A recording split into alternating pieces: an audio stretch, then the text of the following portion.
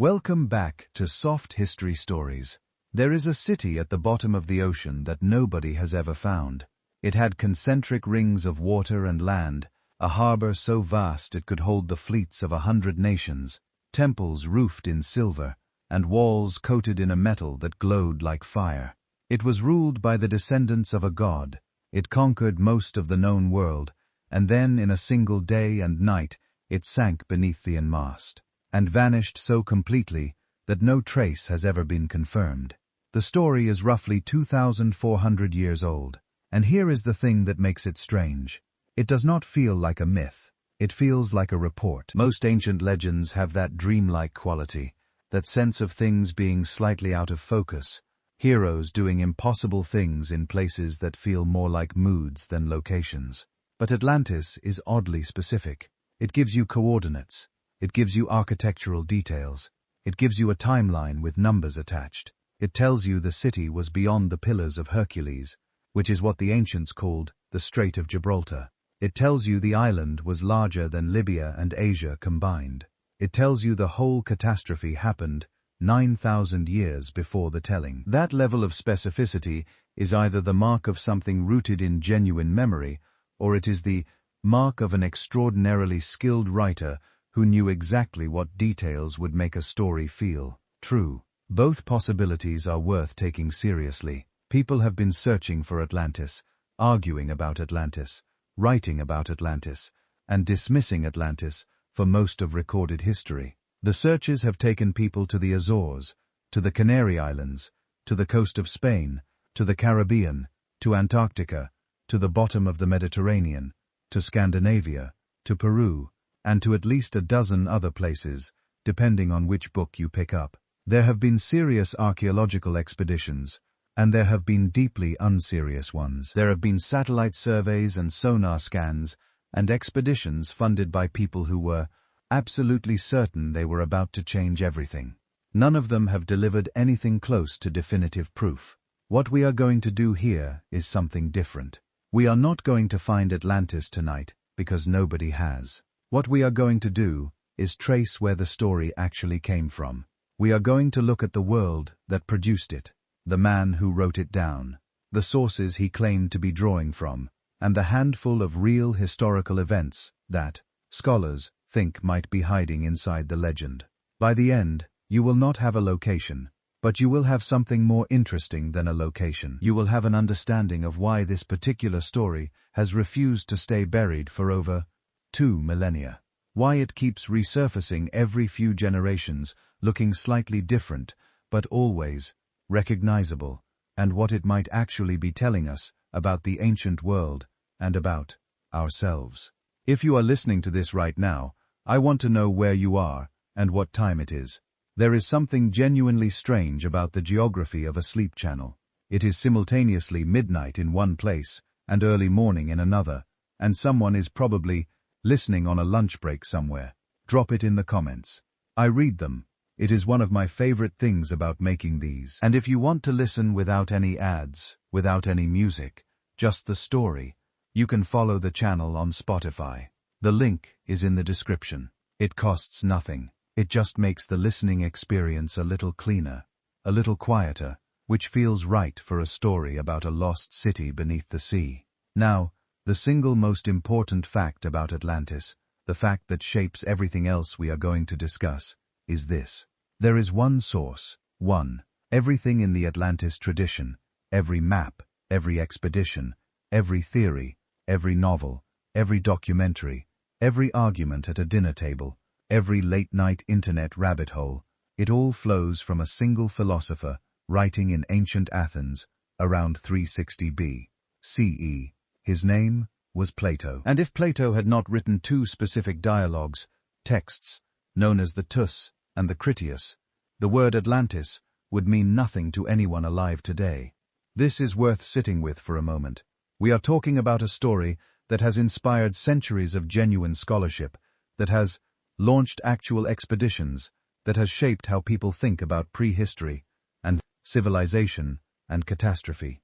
And the entire tradition rests on a few dozen pages, written by one man more than 2,000 years ago.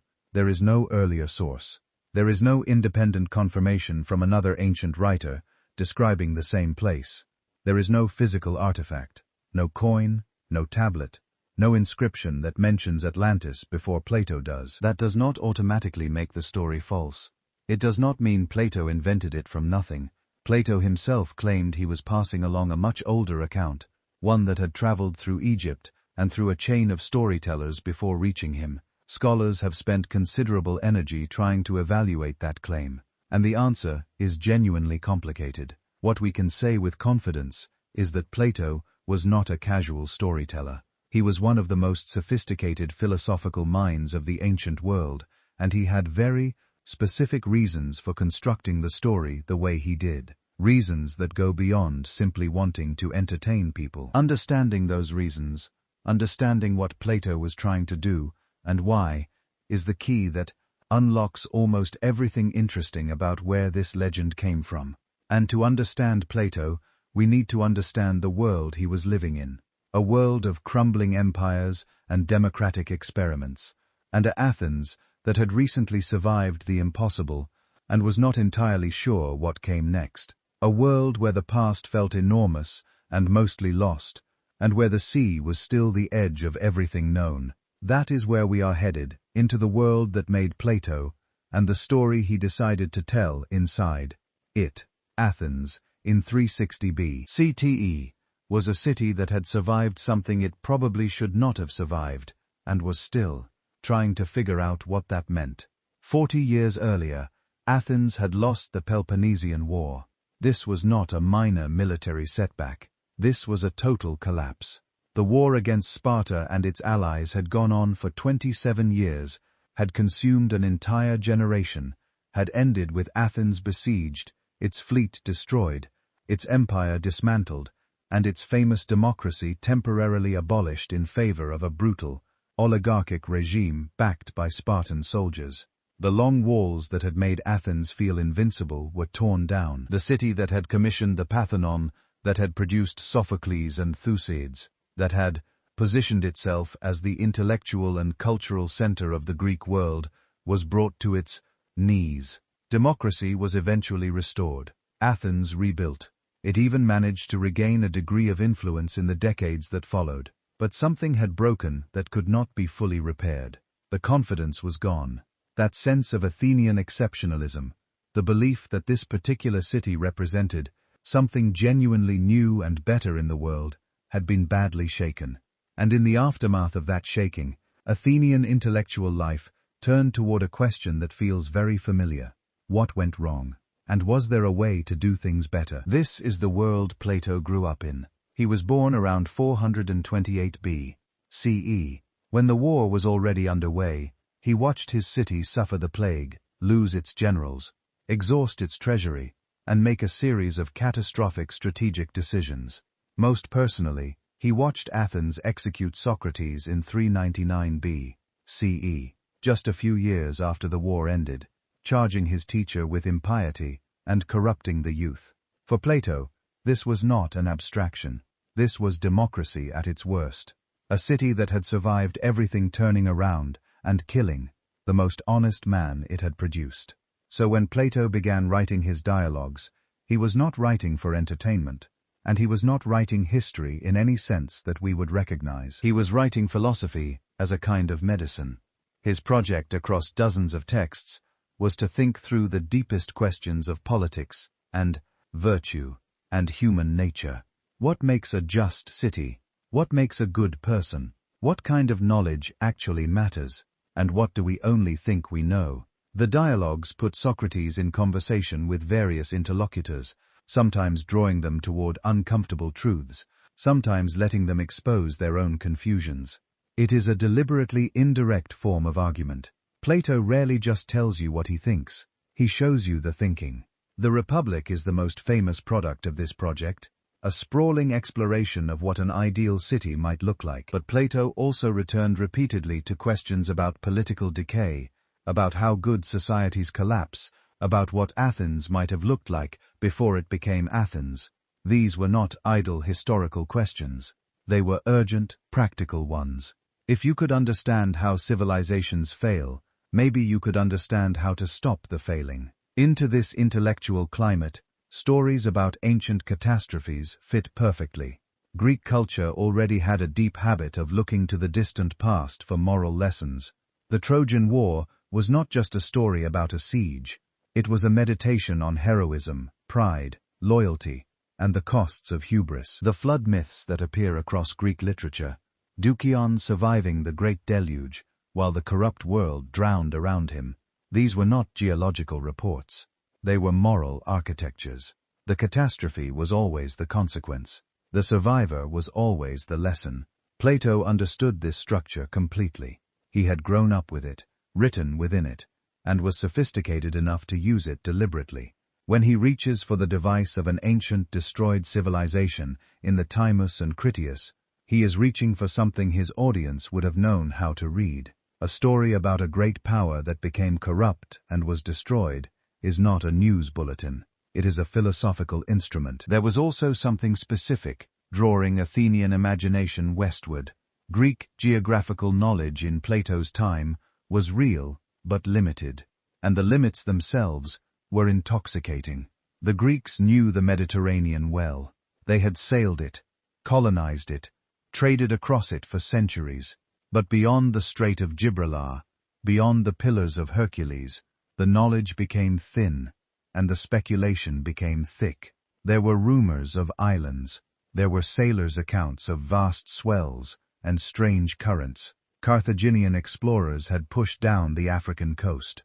There were stories of land beyond the ocean that nobody had confirmed. The far west was simultaneously the edge of the known world and a blank space where anything could exist. For a writer constructing a story about a lost civilization, it was perfect. Greek audiences had also grown up in a landscape that regularly reminded them of catastrophe.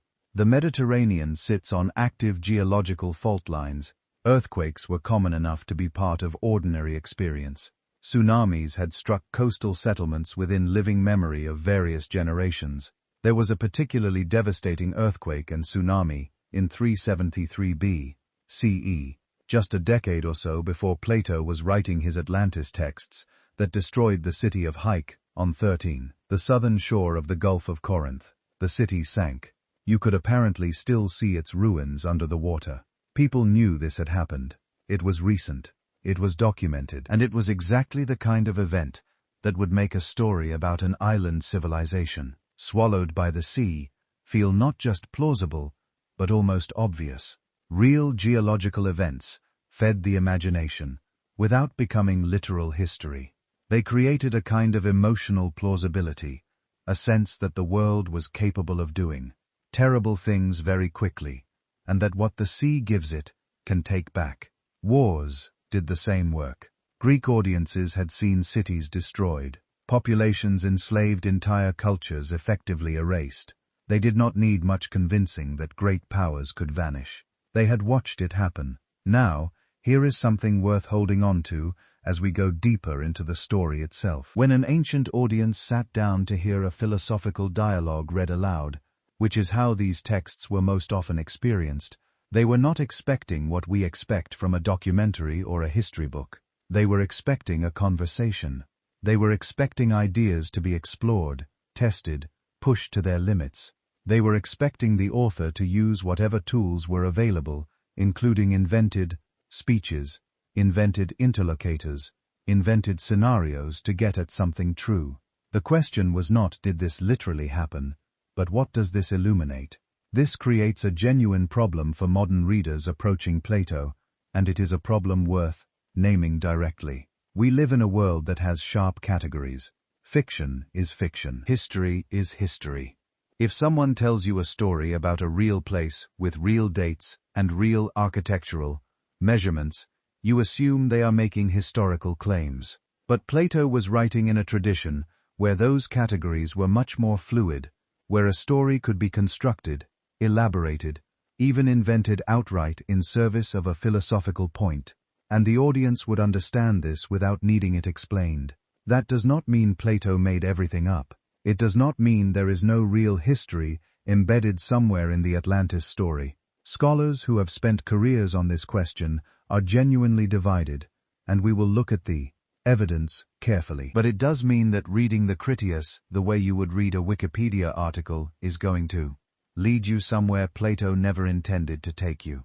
He was not filing a report, he was building an argument.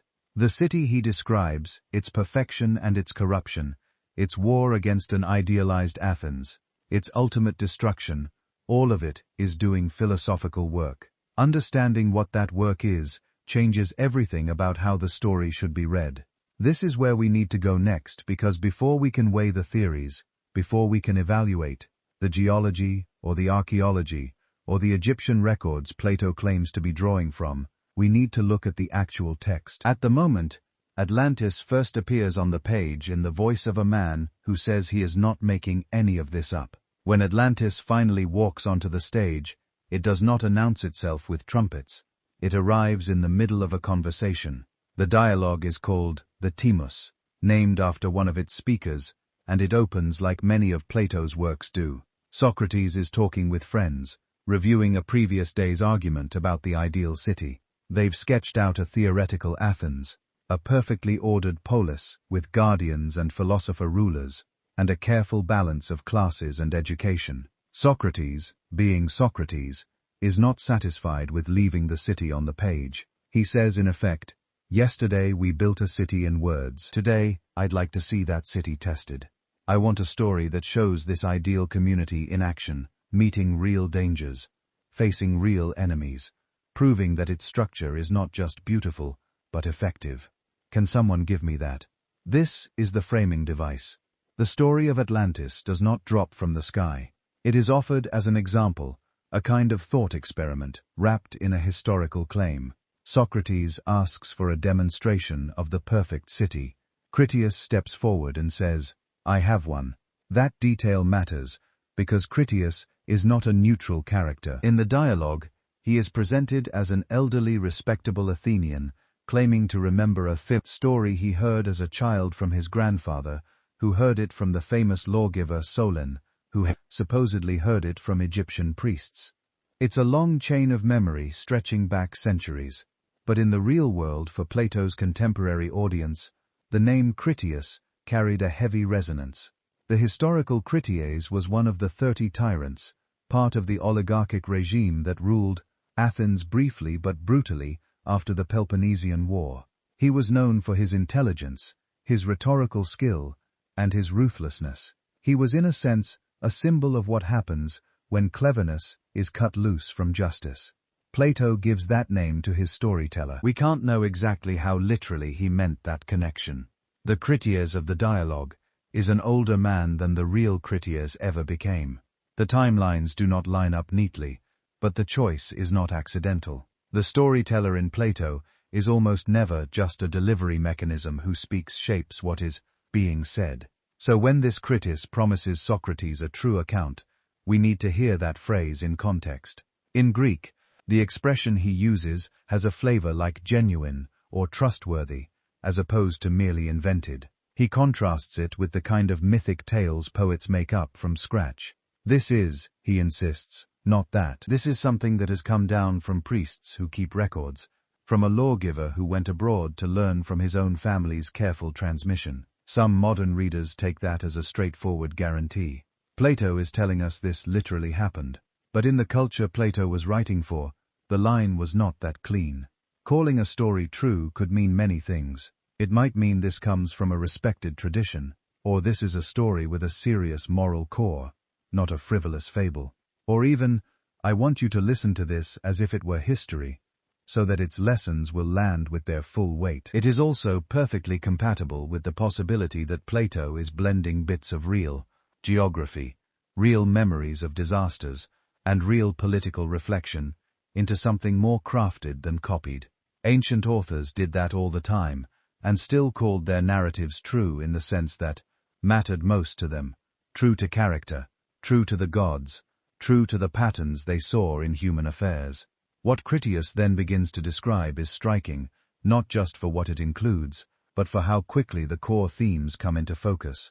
Before you hear anything about concentric rings or canals, you hear about power. He speaks of an ancient Athens, extremely old by his reckoning, living in a kind of golden age of virtue and simplicity. Opposite it across the sea is Atlantis, a great island kingdom beyond the Pillars of Hercules. Atlantis is immediately framed not as a quaint, remote culture, but as an empire. It rules over many other islands. It controls parts of the opposite continent. Its kings command a formidable navy and army. Wealth appears alongside power. Atlantis is described as rich in metals, including a mysterious shining metal called Orialum. The land is fertile. The engineering is grand. The city's layout is carefully ordered. From the very first paragraphs, you are invited to imagine not just a place, but an infrastructure of abundance. This is not a struggling backwater that gets unlucky. This is a success story. And with success almost automatically in Greek storytelling comes hubris. Plato does not wait until the end to reveal the moral curve. Very early he tells you that Atlantis begins well. Its first kings are half divine, descended from Poseidon and a mortal woman. They live in moderation. They respect the gods. Their wealth does not yet corrupt them. Then, as generations pass, the divine part in them diminishes. The mortal element becomes stronger.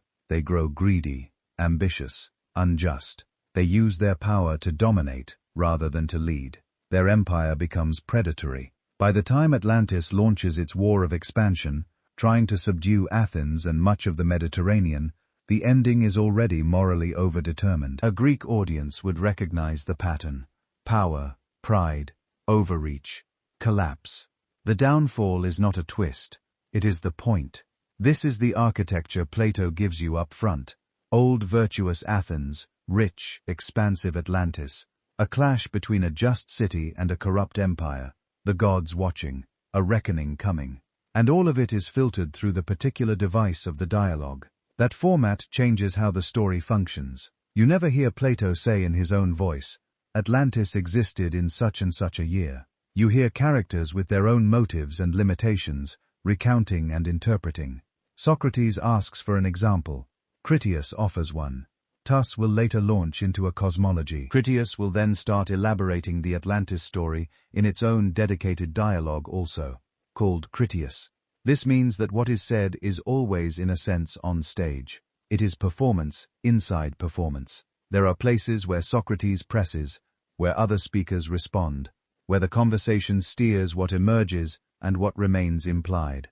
There are also silences, questions we might want answered as historians. Exact dates, precise locations, corroborating evidence are not the questions the characters are interested in, so the text does not pause to satisfy them. And then, there is the strangest thing of all. The story stops. The dialogue Critias is famously unfinished. We have a long, careful description of the island, its rings of land and sea, its temples, its political system, its wealth. The setup for the Great War with primeval Athens is in place. The moral arc has been sketched, and then in mid-flow the text breaks off. The manuscript simply ends. We do not know why. Maybe Plato died before finishing it. Maybe he abandoned it. Maybe the rest was lost in transmission. Ancient testimonies are inconclusive. What we do know is what that abrupt silence did to later imaginations. It opened a space. If the story had rolled on to a neat conclusion, carefully explaining every detail of the war and the destruction, and tying it back explicitly to Plato's philosophical themes, there would be less room to maneuver. Instead, we are left on the edge of the great conflict, with only a brief summary in the Timaeus, telling us that earthquakes and floods came, that Atlantis sank in a single day and night, that the sea became muddy and impassable. That gap between the rich beginning and the lost ending is where centuries of speculation have lived. Commentators, ancient and modern, have been trying to finish Plato's sentence ever since. They have tried to locate the island, to match the catastrophe to real events, to guess what Plato might have said, if he had one more scroll to see how those guesses started, and how the supposed, true account of an Egyptian archive turned into a chain of retellings. We have to follow the story one step further back, to the place where Plato says it came from. Plato gives you a very specific chain. He does not say, I made this up last week. He says there were priests in Egypt in the city of Sais in the Nile Delta, They kept ancient records. The Athenian lawgiver Solon visited them. They showed him the story of Atlantis and of a very ancient Athens. Solon brought it home and planned to turn it into a poem, but never finished. Instead, he told it to Dropides. Dropides told it to his son, Critias, the elder. Critias told it to his grandson, Critias the younger, who as an old man is now telling it to Socrates. Plato, in turn, is putting that conversation into writing. Priests, Solon, Critias family, Plato's dialogue. That is the official route. Each step in that chain is doing work. Start with Solon. In the Greek world, Solon is not just any traveler. He is one of the 7 sages, a poet, a reformer, a man credited with reshaping Athenian law and steering the city away from civil war. He is the kind of figure you invoke when you want your story to feel rooted in civic memory, in public seriousness, in something more than tavern gossip. By Plato's time, Solon also belonged to a particular genre of story. There were tales about how he had gone abroad during his self-imposed exile, visiting Egypt, Cyprus, maybe Lydia. He asks questions. He gathers wisdom. He compares laws. In some versions he chats with kings. In others, he studies foreign customs. He is a prototype of the Greek intellectual pilgrim, traveling to see older civilizations and bring back their knowledge. Attach Atlantis to Solon, and you immediately raise the stakes. This is not a random sailor's yarn. This is something a lawgiver took seriously enough to research, to translate, to shape into poetry. That gives it a dignity a mere myth would not have. It also gives Plato a way to connect his philosophical city, the ideal Athens discussed by Socrates, with the real political reforms of a revered ancestor. Then there is Egypt, to a Greek audience in the 4th century B.C.E. Egypt is ancientness made visible. Herodotus, writing a few generations before Plato, generates Egypt, the gift of the Nile, and describes its temples and customs with a mixture of fascination and bafflement. Egyptian priests claimed continuous records stretching back thousands of years. Their monuments looked older than anything in Greece. Their scripts were mysterious. Their rituals were elaborate and strange. In the Greek imagination, Egypt becomes a storehouse of deep time. If you want a story to reach back beyond the horizon of Greek memory, beyond the Trojan War, beyond Hesiod's Ages of Man, Egypt is one of the few plausible places to anchor it. Not because Greek writers had detailed knowledge of Egyptian chronology, but because Egypt symbolized continuity, archives, and the patient keeping of records. Plato leans into that symbolism. In the Timaeus, the Egyptian priest gently scolds Solon. "You Greeks," he says, "are like children. You have no very old traditions, no ancient learning, because every so often catastrophes sweep over your lands and wipe out your stories. Your cities are destroyed. Your people start again from scratch. You remember only the most recent cycle. Meanwhile, in Egypt, the floods are gentle, the records endure, the temples stand, and the scribes keep copying." It is a powerful image, a civilization that remembers what others have forgotten. Within that framework, the priest then produces the tale of a war 9,000 years earlier, when primeval Athens resisted the aggression of Atlantis. 9,000 years before Solon, not 900, not a long time ago in mythic language, but a precise, enormous number. This is where modern eyebrows tend to go up. 9,000 years before Solon would place the events around 9,600 B.C.E., long before any known city in Greece or Egypt, long before the kind of temple bureaucracies that would keep written archives. It is also suspiciously close to certain later esoteric chronologies which seized on that number as proof of a lost age. But numbers are slippery things. In transmission from Egyptian to Greek, you are moving between languages, between calendars, between ways of reckoning time. Egyptian priests used different systems, civil years of 365 days, lunar cycles, regnal lists of kings. Greek visitors tried to map those onto their own genealogies and festival calendars. Mistakes, confusions, and exaggerations were easy. Some scholars have suggested that 9,000 might be a mistranslation or a deliberate inflation. Perhaps the priest said 900, and the Greek heard it wrong.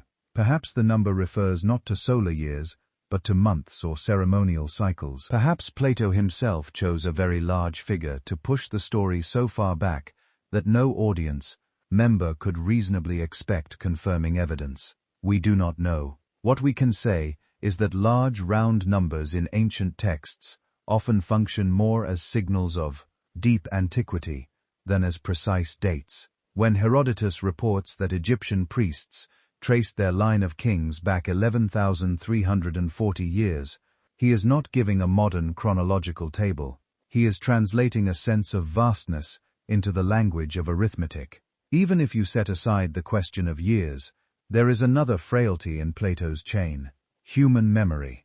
Think of the root again. Solon hears a story in Egypt. He translates it perhaps partially, perhaps with poetic additions. He brings it home. He recounts it to friends. It is passed down within a family for several generations before Plato writes it down, shaping it into a dialogue with philosophical aims. In theory, each link in the chain is careful. Critias insists that the story was told on a special occasion when everyone resolved to remember it accurately. He even explains how, as a boy, he practiced reciting it at a festival. This is Plato showing his work, giving you reasons to trust the content. But memory does not work like stone. Oral transmission, even when people try to be faithful, is transformative. Details compress. Speeches get sharper. Motivations become clearer in hindsight. Foreign names are Hellenized. Chronologies are adjusted to fit local frameworks. People forget, and then unconsciously repair the gaps with familiar patterns. Modern psychologists have watched how real events turn into stories in just a few retellings. Jokes tighten. Heroes become braver. Coincidences look like fate. No malice is required. The mind edits automatically applied to Atlantis. That means you can imagine a spectrum. At one end is the strict historical reading. Solon really did hear a record of a specific island civilization from Egyptian priests, and Plato is preserving it, distorted only by the ordinary erosion of time. At the other end is the literary reading. Plato picked up vague notions about Egyptian antiquity, older floods, and forgotten wars, attached them to a famous lawgiver, and built from them a largely crafted parable about virtue and imperial overreach. Most scholars fall somewhere in between. They find it fully plausible that Solon traveled to Egypt, that he spoke with priests, that Egyptian tradition included stories of great floods, of older peoples, of conflicts with sea peoples or Western enemies. They note that Greek authors often used Solon as a conduit for foreign wisdom. They see nothing impossible about a family preserving a cherished tale and Plato using it. What they doubt is the precision of the historical package. The 9,000 years, the detailed constitutional structure of Atlantis, the exact layout of rings and canals, the neat mirroring between old Athens and Plato's ideal city. These look to many readers less like what an Egyptian priest would have read from a dusty scroll, and more like what a philosopher would design to make his political points vivid. That brings us back to why Egypt appears at all. Plato could have said, "There is an old Greek story about a vanished island." He does not. He explicitly sends his lawgiver to a foreign archive. That move accomplishes several things at once. It lets him talk about cycles of destruction and rebirth, stretching far beyond ordinary Greek chronologies. It flatters Greek self-image by having an Egyptian priest recognize Athens' ancient virtue. It gives his true story a documentary feel. This is not mere big invention. It is something written, stored, and certified by a venerable temple bureaucracy. And at a subtler level, it allows Plato to stage a meeting between two kinds of knowledge. On one side, Athens, the city of philosophy, argument, and political experiment. On the other, Egypt, the land of stable tradition, ritual, and records. The Atlantis story emerges at their point of contact, as if to say, when restless inquiry meets deep memory, you get a glimpse of patterns that individual lifetimes cannot see. Whether that glimpse is a literal map of a lost island, or a constructed mirror for Plato's own concerns, is the question that has haunted interpreters ever since. For the purposes of the dialogue, though, the chain has done its job. It has carried a tale from the depths of imagined antiquity into the living room of Socrates. It has wrapped a philosophical exercise in the clothing of history. It has planted Atlantis in a space that is just plausible enough to tempt belief and just distant enough to resist easy verification. From that position, Plato is ready to start filling in the map. The seas, the straits, the island beyond the Pillars of Hercules, and the way he bends real geography to fit the needs of his story. For a Greek audience, the phrase "beyond the Pillars of Heracles" lands with a particular weight. The pillars are not a fantasy. They are a place. Greeks used that name for the straits we now call Gibraltar, where the Mediterranean narrows and meets the open ocean. Sail west along the coasts of Spain and North Africa. Keep going until you hit the bottleneck of land and water at the far end, and you're at the pillars. Inside the straits is the familiar sea, the wine-dark Mediterranean, ringed by coastlines full of harbors, islands, trading posts, colonies, stories. A space with named winds, predictable seasons, maritime handbooks, and an entire literature of shipwrecks and rescues and merchant runs. By Plato's time, Greek sailors and Phoenician sailors had been looping through that basin for centuries. Outside the straits is something else. They called it the Atlantic, but not in the modern sense of a charted world ocean with measured depths and mapped currents. For them, it is the outer sea, the encircling sea hinted at in older myths, a place of long swells, stronger tides, strange fogs, and coastlines that run on and on into rumor. So when Plato has his Egyptian priests say that Atlantis lay in front of the Pillars of Heracles in the Atlantic Sea, he is doing two things at once. He is locating the island at the edge of the known world, and he is stepping just slightly off the feet, because beyond the pillars is not only a direction, it is a symbol. Already in earlier Greek literature, the West and the outer ocean are where you put things that do not quite fit inside normal geography. The islands of the blessed, the garden of the Hesped, the place where the sun goes down and the dead go out of reach. Heracles himself, the hero whose name marks the straits, travels there on his labors. It is the right neighborhood for a story that is supposed to feel both grand and unreachable. Into that space, Plato drops a very bold claim. The island of Atlantis, he has the priests say, was larger than Libya and Asia together. To modern ears, that sounds like a continent dwarfing Africa and Asia. But the Greek terms are not quite the same as ours.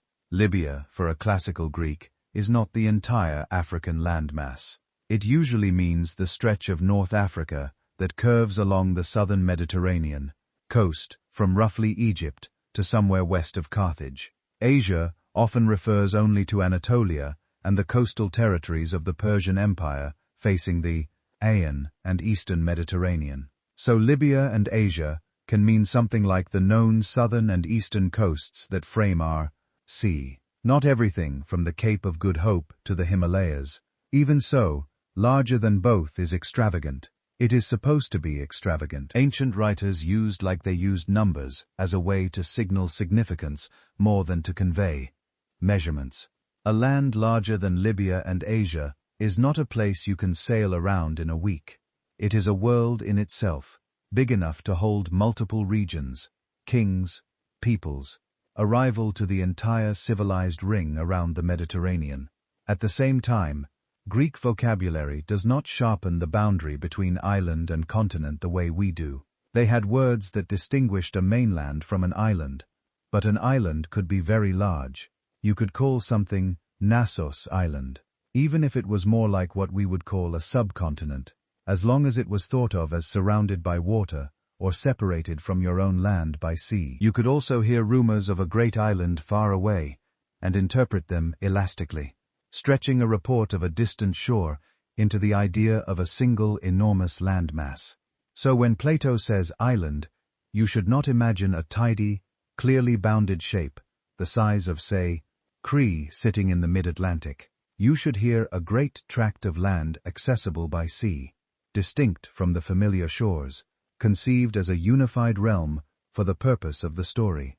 To make this feel more real, Plato adds another detail. From Atlantis, he says, there was a way to other islands, and from those islands to the opposite continent that truly surrounded the whole sea. This is a striking line within the dialogue. It functions like a stepping stone route across the outer ocean. Atlantis is not just a solitary mass beyond the straits. It is the first stop on a chain that leads to more land, and then to a farther shore that enfolds the ocean entirely. Some modern readers have seen in this a prophetic glimpse of the Americas that moves well, beyond what the evidence can bear. There is no sign that Plato had concrete information about lands across the Atlantic, but he does seem to be playing with two ideas that were in the air. First, that there might be more islands in the ocean, beyond the pillars, reachable in stages, much as the Greeks knew that if you hop from island to island across the Ion, you can get from Greece to Asia Minor. Second, that the world is in some sense enclosed by land, that the ocean you can sail on is a belt of water bounded somewhere beyond sight. Not because anyone had circumnavigated the globe, but because many ancient cosmologies imagined a finite structured world rather than an endless expanse. For Plato's listeners, this would make Atlantis feel oddly plausible. It sits at the gates of a possibly vast, vaguely imagined outer geography. It connects the known sea to the unknown world. It is a liminal place, a threshold kingdom between the mapped and the unmapped. That in-between quality is one reason the setting feels both concrete and dreamlike. Concrete, because the pillars are real. The Atlantic swells are real. The idea of islands beyond the straits is grounded in sailor gossip and Phoenician voyages along the western coasts. Dreamlike, because as soon as you pass those straits, the specifics dissolve, distances blur, directions lose their precision. You are in the zone where myth, hearsay, and slow inference from tides and winds overlap. It is exactly the kind of space where you can place a teeming superpower that rose and fell, without leaving obvious traces in the world your audience knows. To Plato's contemporaries, this blend would not necessarily invite literal chographic reading. Many of them were used to stories that slide between real promontories and symbolic islands.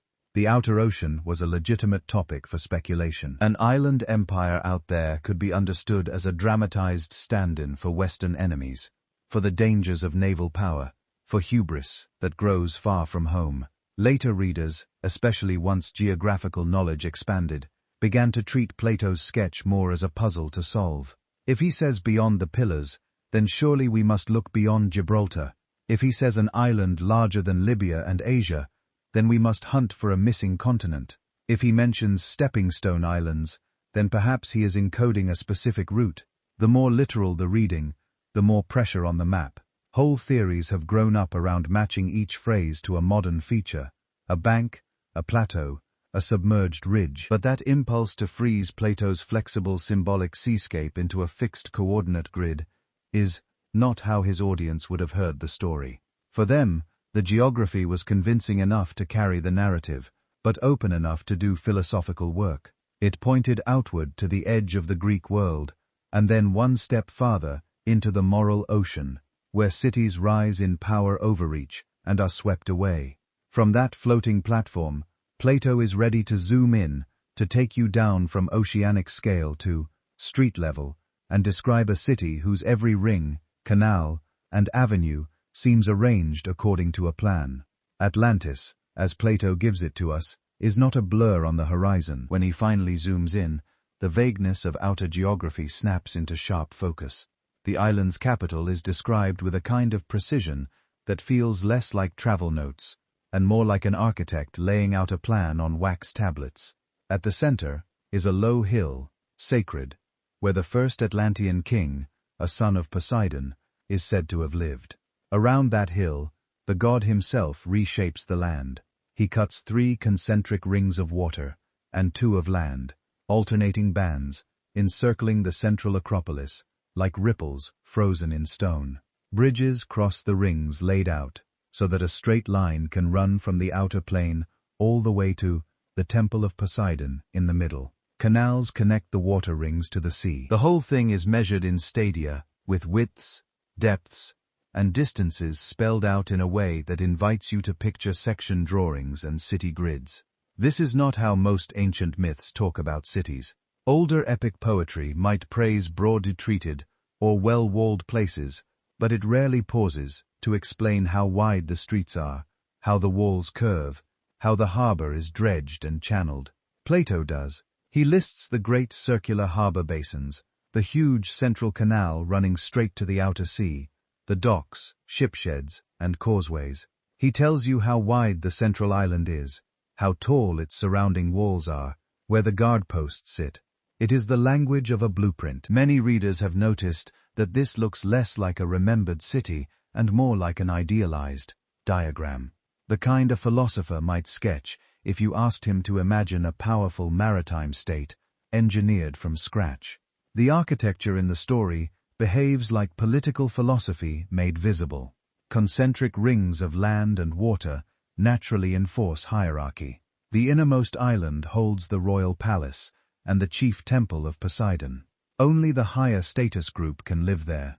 The next ring is for guardians and officials. The outer zones handle traffic, trade, and the bustle of port life. Movement is channeled.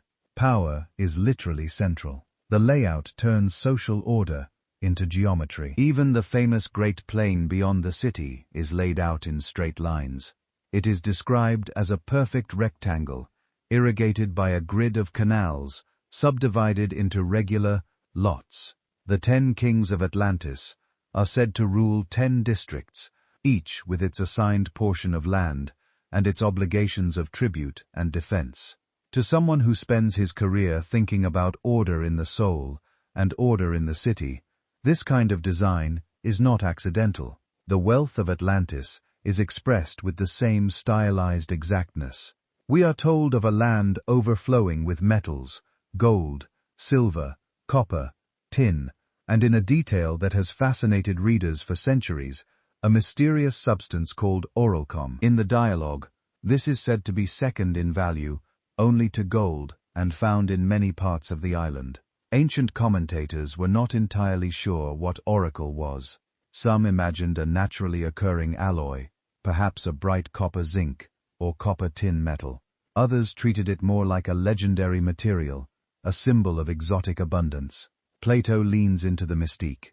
He has the Atlanteans plate their outer walls in bronze, the next wall in tin, and the innermost in glowing orichalcum. They cover the temple of Poseidon, with silver on the outside and gold within. The floor, the pillars, the roof beams glitter with precious metals and ivory inlays. This is architecture's display. It is meant to dazzle, but also to say something about the society that it has mastered resources, marshaled labor, and concentrated riches at the center.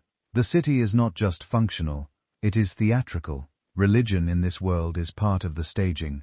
The central temple to Poseidon and the mortal woman he loved stands at the heart of the rings. It is here that the 10 kings gather every few years for solemn rituals. They come to renew their oaths, to judge disputes, to sacrifice a bull to their divine ancestor. The ceremony is described in oddly concrete detail.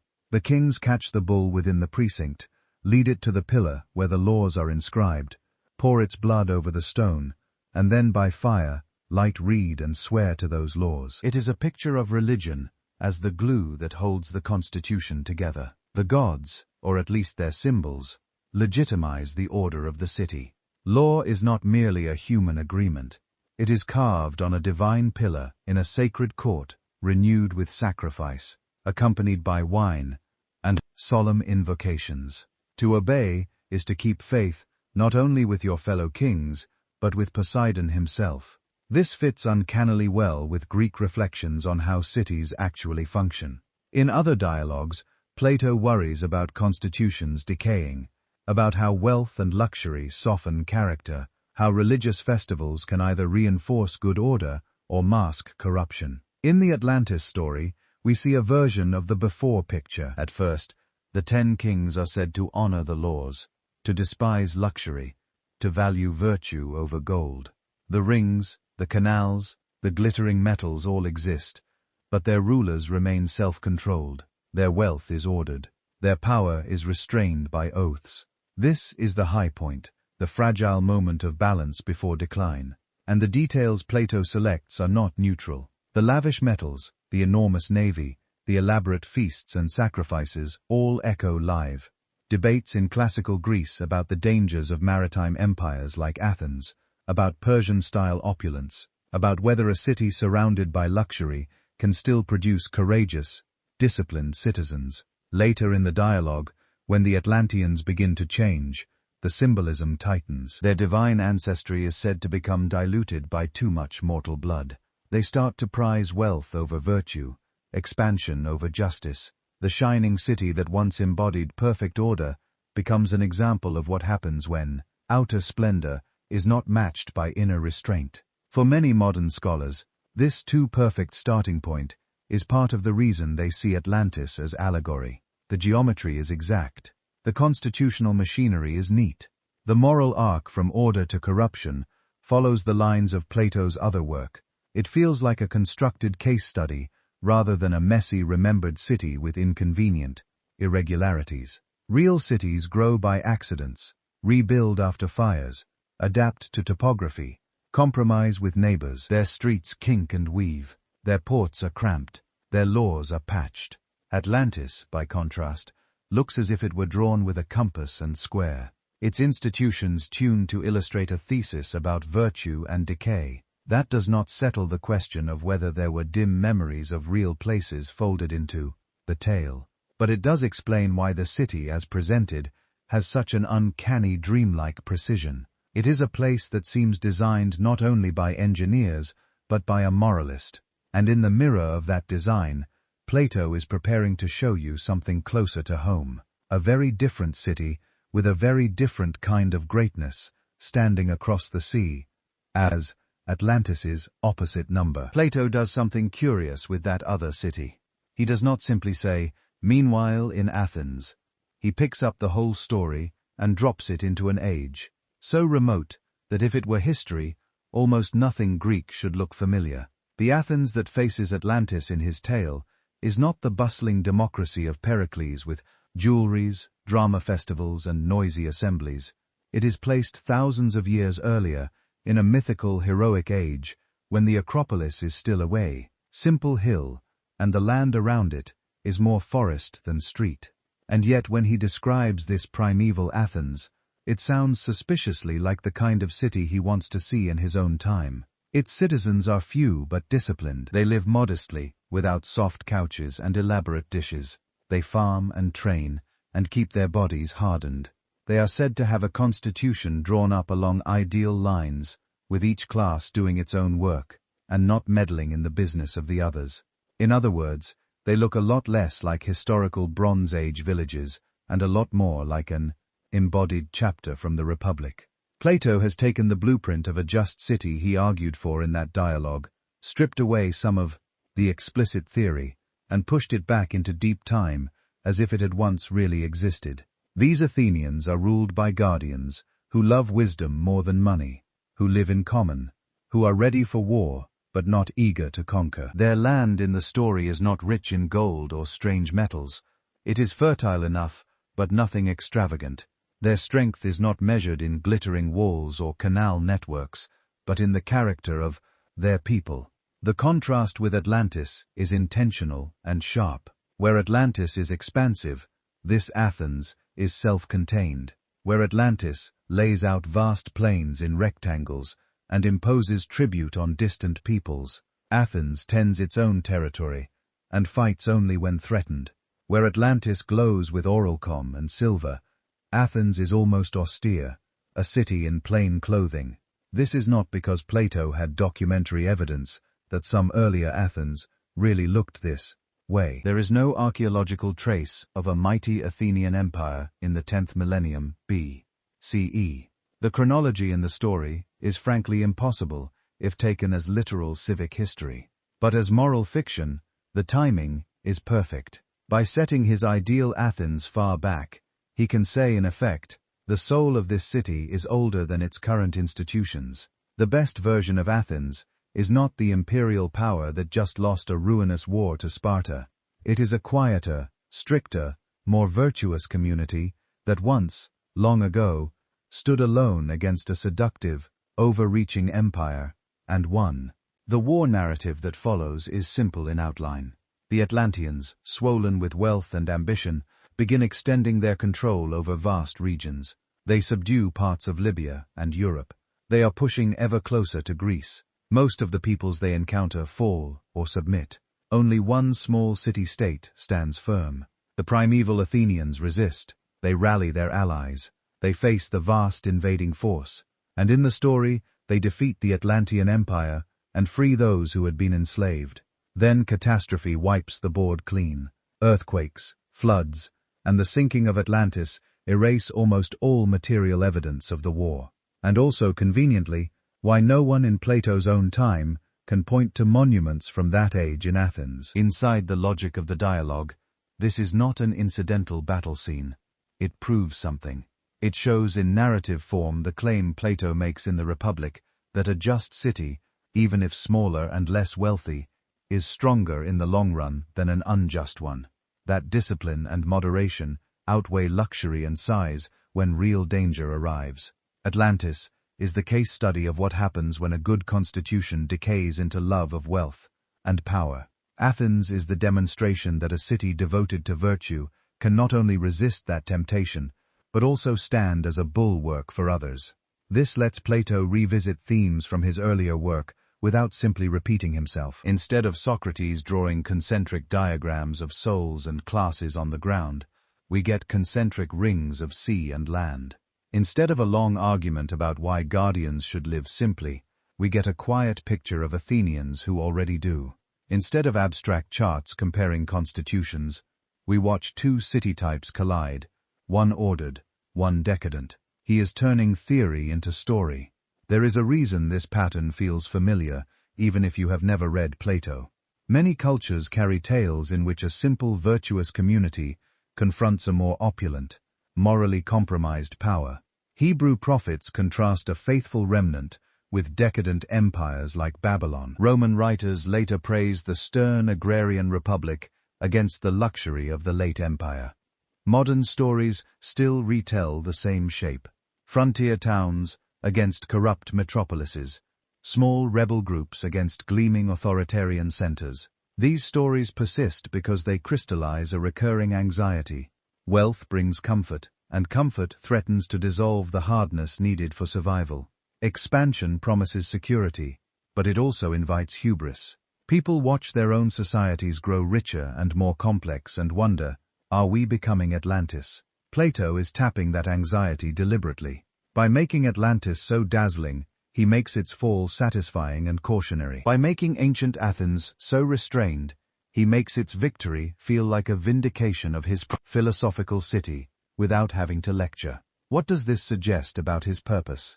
It points away from the idea that he was preserving a precise historical record of a lost island, and toward the idea that he was crafting a moral mirror. On one side, he holds up Atlantis, a carefully constructed image of ordered power sliding into greed. On the other, he holds up a stylized Athens, a city that has for a moment gotten everything right and shows what justice looks like in action.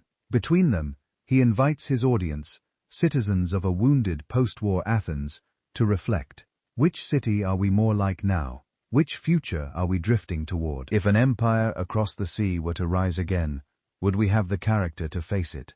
And hanging over all of it, he adds one more question, the one that keeps Atlantis resurfacing, imaginations long after his specific argument has faded. What if the end of such cities does not come slowly, but all at once in water and fire? In Plato's telling, the answer comes with terrifying speed. Not in a long decline, not in a measured fall from power across centuries, but in a single blow. He says that after Atlantis had been defeated by that primeval Athens, and after its ambition had overreached, the gods sent punishment, not a minor correction, not a bad harvest or an inconvenient revolt.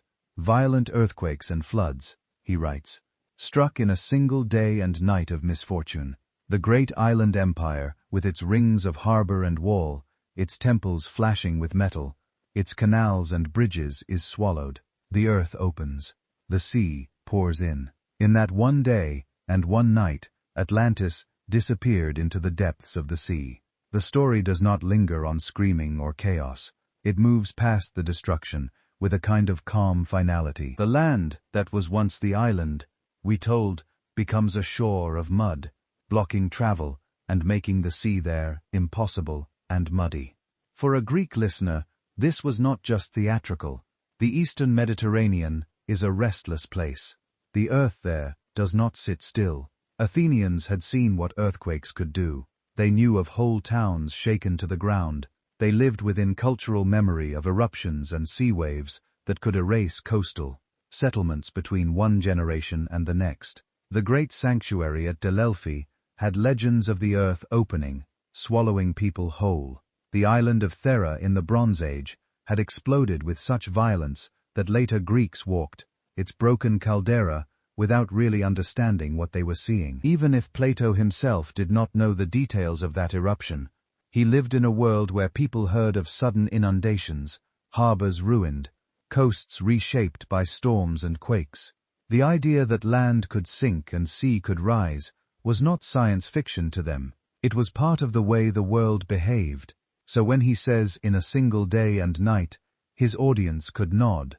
They had seen lesser versions.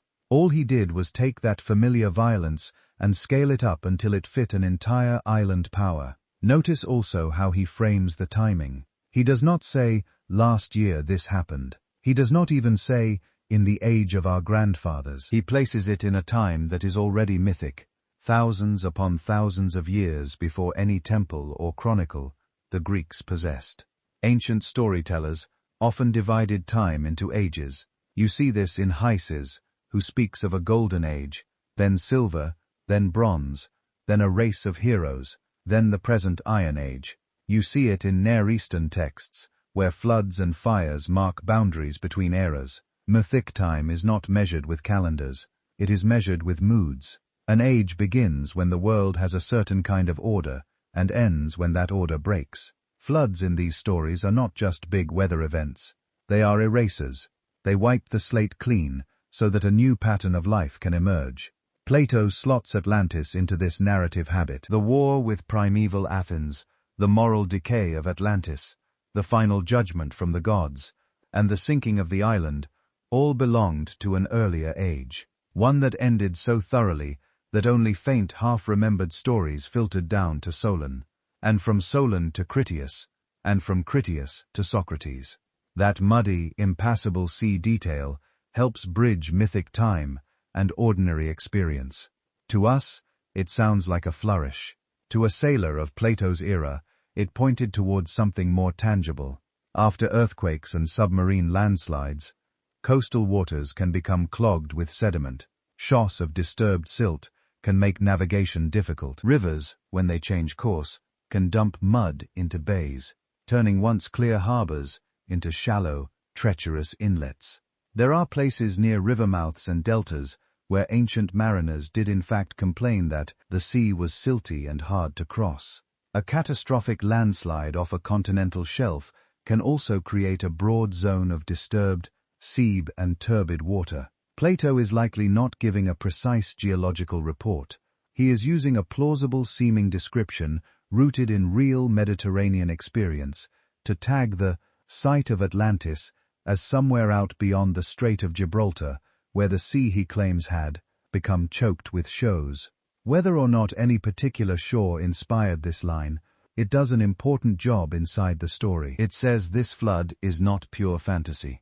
It left a mark. It changed a real navigable space in a way that still matters. Within his philosophical frame, the flood is also a moral correction. Atlantis, in the earliest phase of his tale, is a well-ordered kingdom. Its kings honor the laws given by Poseidon. They restrain their greed. They live with a degree of moderation. Over time, as generations pass, and the divine portion in them is diluted, Plato says they become more human in the worst sense, more grasping, more ostentatious, more hungry for conquest. The catastrophe arrives as a kind of cosmic audit. The gods, he says, hold a council. They judge Atlantis. Athens, the just city, has already done its part by standing against their expansion. Now the universe itself, through earthquake and sea, strips away the empire's unearned advantages. In this moral geometry, the flood is not random. It is the world seeking balance. You find this pattern all over ancient thought. When order breaks down, when hubris rises too high, something comes to level it. A plague, a war, a famine, a wave. The disaster is read backward as a verdict. Stories told in this way do not just explain ruin. They reassure, if pride can summon a flood, then justice is not powerless. There is in principle a structure to things. Upswings and downswings, rises and falls have meaning. But once you tell the story like this, you have also done something else. You have planted a hook in the mind. A city that vanishes suddenly is not like a city that declines slowly and leaves layers of rubble. A sudden ending implies that ruins still exist somewhere, preserved in a moment, sealed away. It invites the thought, if only we could find the place where it went down, we might see everything as it was in that single day and night. A quiet, gradual decay does not spark treasure maps. A catastrophe does. Plato's description of Atlantis disappearing, of the sea being made impassable by mud, and of the loss of almost all records, sets up a perfect narrative gap. Enough detail to feel located, enough destruction to explain why nothing is visible, just enough leftover muddy shallows, old tales to make the absence feel like a puzzle. Then he makes that gap even sharper in a way that has haunted readers ever since. The dialogue Critias, where this whole elaborate story is being unfolded, does not reach a proper ending. It breaks off. We move through the origin of Atlantis, the layout of the island, the moral decline, the beginning of the war, the divine council that will judge them. We are almost at the climax, and then the text simply stops. Whether Plato never finished it or the ending was lost, we do not know. What that means for us is peculiar. We never hear the full speech describing the destruction. We never get Plato's final framing comments, whatever they would have been. We are left with the flood poised above Atlantis, in mid-air, like a wave that has not yet crashed. The imagination rushes in to fill the silence. People replay that single day and night, in their minds expanded. Picture walls crumbling, ships tossed, lights going out. They wonder what else Critias might have said. The little details, the further hints that would have pinned the island more firmly to some spot on the map. An unfinished story is a powerful engine. It keeps whirring long after the written words stop. With Atlantis, that incompleteness fuses with the drama of the flood itself. A city that ends an age, a punishment that comes all at once, a sea made muddy, a page that goes blank where an ending should be. It is no wonder that later ages, waking and dreaming, began to ask the next question on their own. If Plato left the story mid-sentence, how did those who came after him pick it up? The short answer is for a long time they mostly didn't. You might imagine the generations after Plato rushing to comment on Atlantis, arguing about its location, poring over maps of the Atlantic. But when you read the surviving literature of classical antiquity, what's striking is the silence. Major historians of the Greek and Roman world, Herodotus, Thucydides, Polybius, Tacitus, do not build their narratives around a sunken island empire. They don't treat it as a crucial lost chapter of human history. Most of them don't mention it at all. This doesn't mean nobody read Plato. They did. He was copied, discussed, argued with, imitated. But people went to him for ethics, for political theory, for the nature of the soul. The dialogues that carried the Atlantis story, Timaeus and Critias, were a small part of a much larger body of work. And within those dialogues, Atlantis itself is only one strand.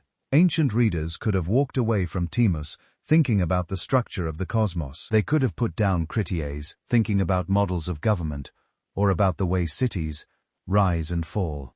The lost island was there, yes, but it was woven into a broader philosophical tapestry. So when you look at the early reception, you don't see a frenzy of debate about whether Atlantis really sank. You see something more muted and more telling. Philosophers and commentators, especially those in Plato's own tradition, tended to treat the story as a kind of fable with teeth, a myth used for teaching.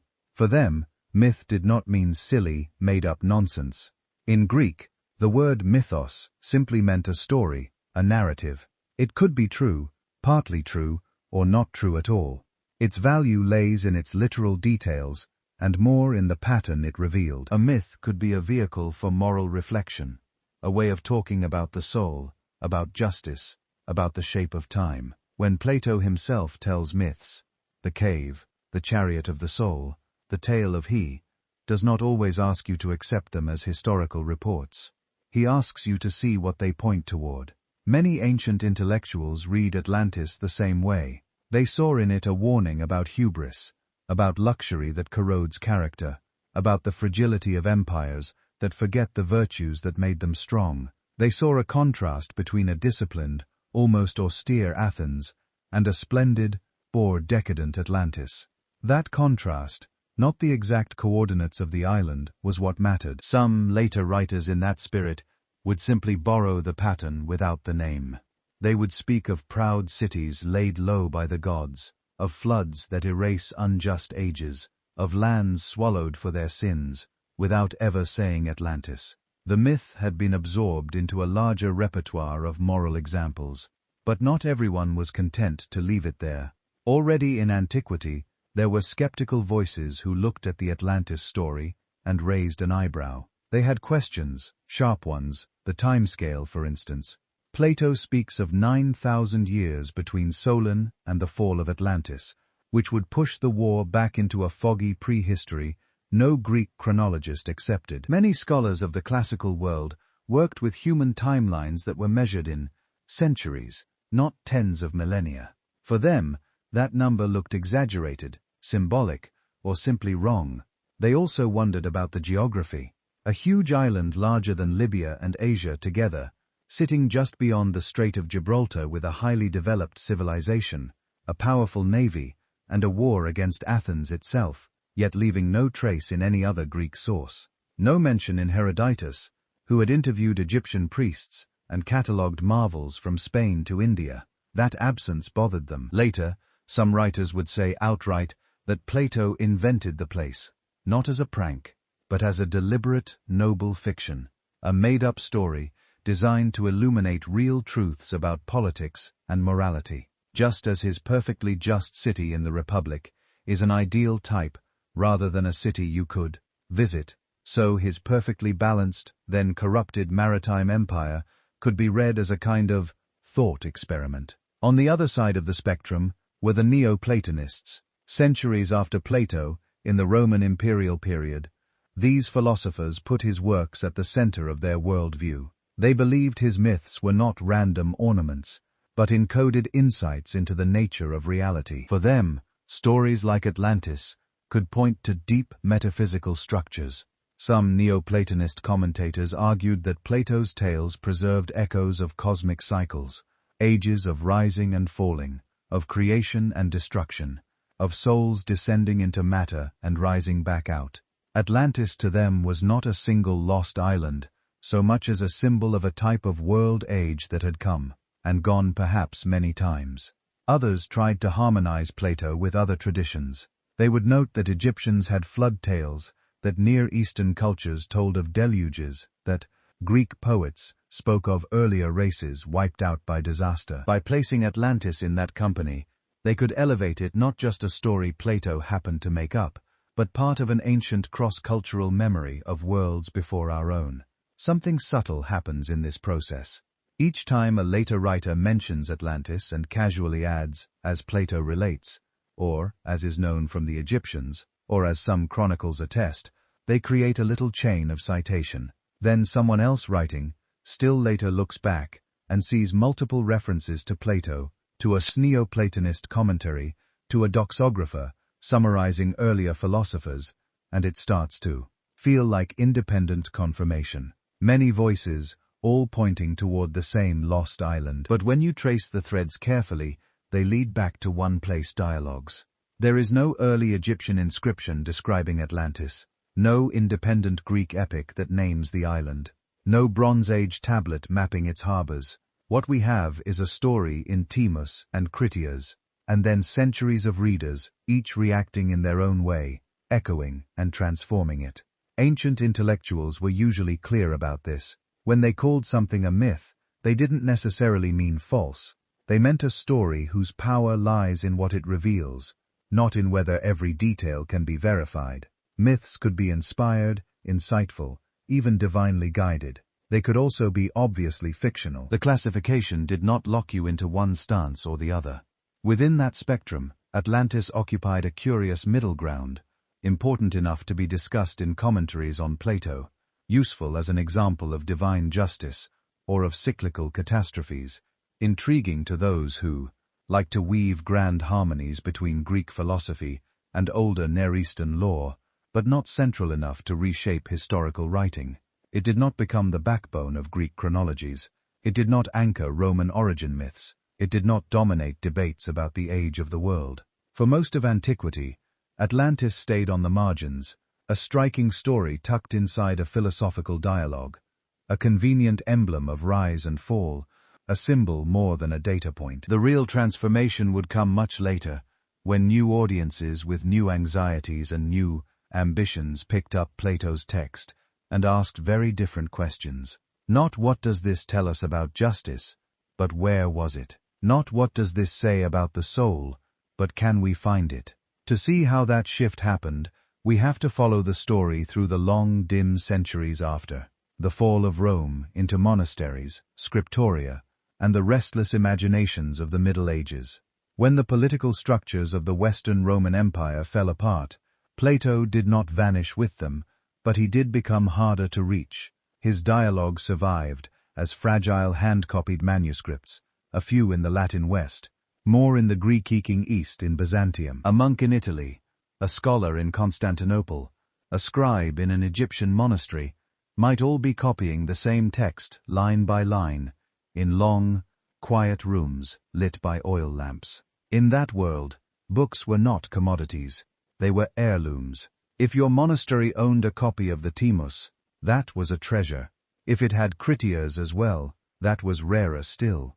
And even then, the people who could read Greek fluently enough to wrestle with Plato's arguments were few. So, Atlantis, as a story, spent centuries moving at a walking pace. It traveled in glosses written in the margins of manuscripts, in Latin summaries of Greek thought, in encyclopedias that tried to compress all ancient knowledge into a few dense volumes. Sometimes the name Atlantis dropped out entirely, and all that remained was a brief note about a proud island that angered the gods and sank. In the Christian Middle Ages, the story was usually filtered through a different set of questions. The big issues were not, where was this island, but how old is the world, and how do Greek philosophers fit into a biblical timeline? Many thinkers treated pagan myths as garbled memories of the flood or of earlier divine judgments. A sunken civilization could be folded easily into that framework. One more example of human pride, punished by catastrophe. Other writers, especially in the Latin West, where access to the full Platonic corpus was patchy, barely noticed Atlantis at all. They knew Plato mainly through a handful of texts, and through the lens of Augustine, who quoted him when useful, and argued against him when necessary. If you had asked a typical educated Christian in the 12th century about Atlantis, they might have stared at you blankly. If they knew the word at all, it would likely have been as a curious detail in some commentary on the Timaeus, not as a living, urgent mystery. And yet, the manuscript chains kept going through Byzantium, where Greek remained a living scholarly language, through Arabic translators who preserved and commented on Greek science and philosophy, through occasional contacts between East and West, diplomatic missions, exiled scholars, traders carrying books along with spices and silk. That slow, uneven transmission is what made the next phase possible. In the 14th and 15th centuries, something changed in Western Europe. The movement we now call Renaissance humanism was, among other things, a reading revolution. Humanists wanted to go back to the sources, ad fontes, not summaries of Plato, but Plato himself, not Christianized paraphrases of Greek ideas, but the original Greek words. Suddenly, Greek was fashionable again in Italy. Teachers from Byzantium were invited to Florence. Young scholars pored over unfamiliar letters, sounding out syllables, copying, translating.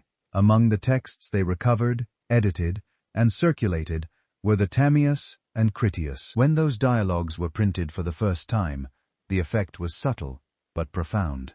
The printing press took what had been scarce and made it reproducible.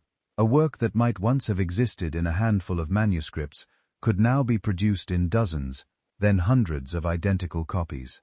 Translation amplified that effect. Latin versions of Plato reached people who could not read Greek. Vernacular translations in time reached people who could not read Latin well. Suddenly the circle of those who could encounter the Atlantis story directly, rather than in passing illusions, widened.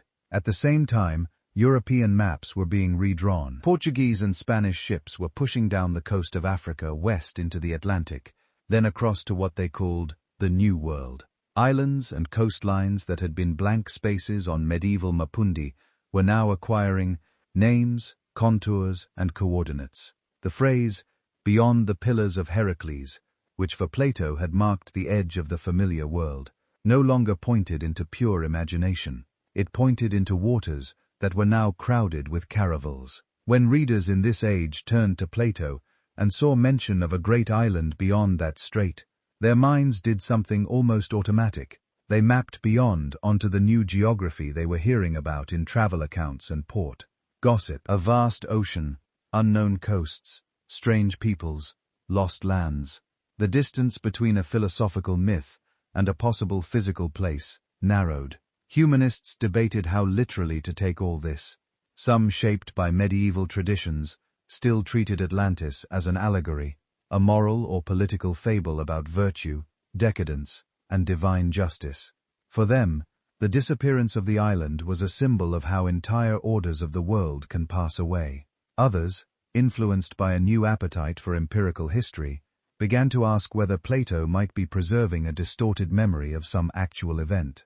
A flood, an earthquake, the destruction of a coastal culture now forgotten. Most were somewhere in between. They might say, yes, the tale is wrapped in allegory. Yes, Plato may have adjusted numbers and details for philosophical effect, but underneath perhaps there could be a core of truth, a real island, a real catastrophe, a war between early peoples that left faint traces in later traditions. The timing of these questions mattered. It is easier to imagine a lost continent when your maps are full of emptiness. As European sailors realized how big the world's oceans truly were, the idea of a submerged landmass no longer seemed completely absurd. If there were entire continents across the sea that no European had known about for millennia, why not one more now sunken? Atlantis became a flexible symbol in this climate. For some Renaissance thinkers, it stood for a golden age of lost wisdom, an ancient scientific or spiritual knowledge that had vanished beneath the waves, waiting to be recovered. For others, it was a cautionary emblem of how even the mightiest civilizations could crumble, and for a growing number, it became something tantalizingly in between myth and geography, a maybe place. Printing and translation ensured that these debates did not stay confined to a few scholars in Florence or Paris. Pamphlets, treatises, marginal notes in printed editions of Plato, all circulated through the new republic of letters. Educated readers from Lisbon to London could now form their own opinions. By the time European exploration had linked the Atlantic, the Indian, and eventually the Pacific into a single navigable world ocean, the mental category of lost lands had shifted. Once Atlantis had floated at the edge of a flat, symbolic map, a philosophical elsewhere beyond the known. Now the edge kept moving, and with every voyage it became a little more plausible to think, if islands can be discovered, they can also disappear. In that sense, global exploration did something paradoxical. It reduced the unknown, but it also gave the unknown a more concrete shape. The more precisely people could chart what existed, the more room they felt to imagine what might once have existed in some unrecorded past. Into that widening space between evidence and imagination, the legend of Atlantis began to expand. No longer just a story tucked into a difficult dialogue, no longer just a moral example in a commentary. It was becoming a question. If Plato's island had been real, where would it fit on these new maps? Which coastlines, which ruins, which oral traditions might carry its echo? Those questions would drive the next chapter, an age of speculation in which scholars, mystics, and adventurers all tried in very different ways to claim Atlantis as their own. By the 19th century, that question had seeped out of learned Latin and into the wider public. The old slow chain of manuscripts had become printed books, magazines, lecture halls, parlors. Atlantis was no longer just a curious detail in Plato. It was a problem you could argue about over dinner. The timing was not an accident.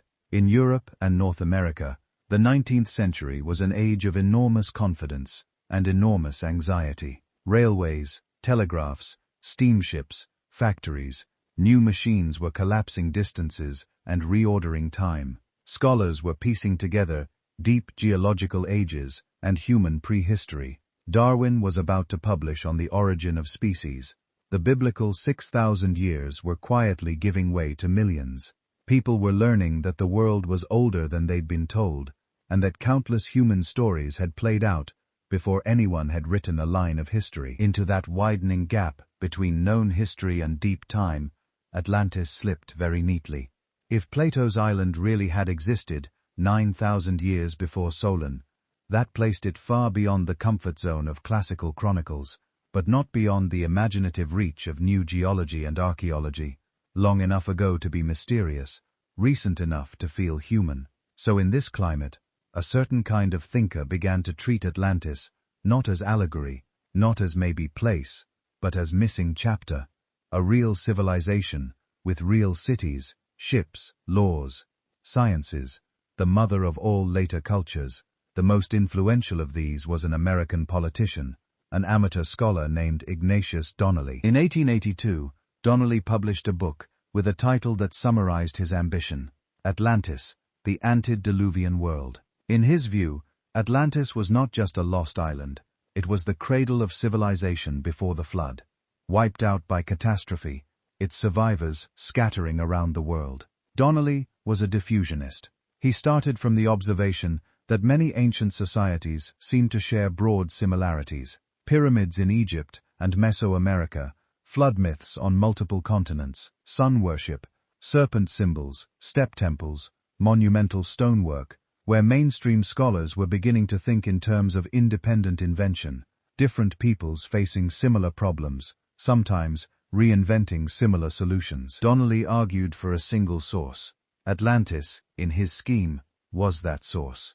He pictured its people as technologically advanced mariners, sending out colonies in all directions, to the Nile Valley, to the coasts of Western Europe, to the shores of the Caribbean and the Gulf of Mexico. Greek myths, Egyptian religion, Central American calendars, even bits of Irish legend were all in his hands, fragments of one shattered mirror. What made the book powerful was not just its thesis, but its tone.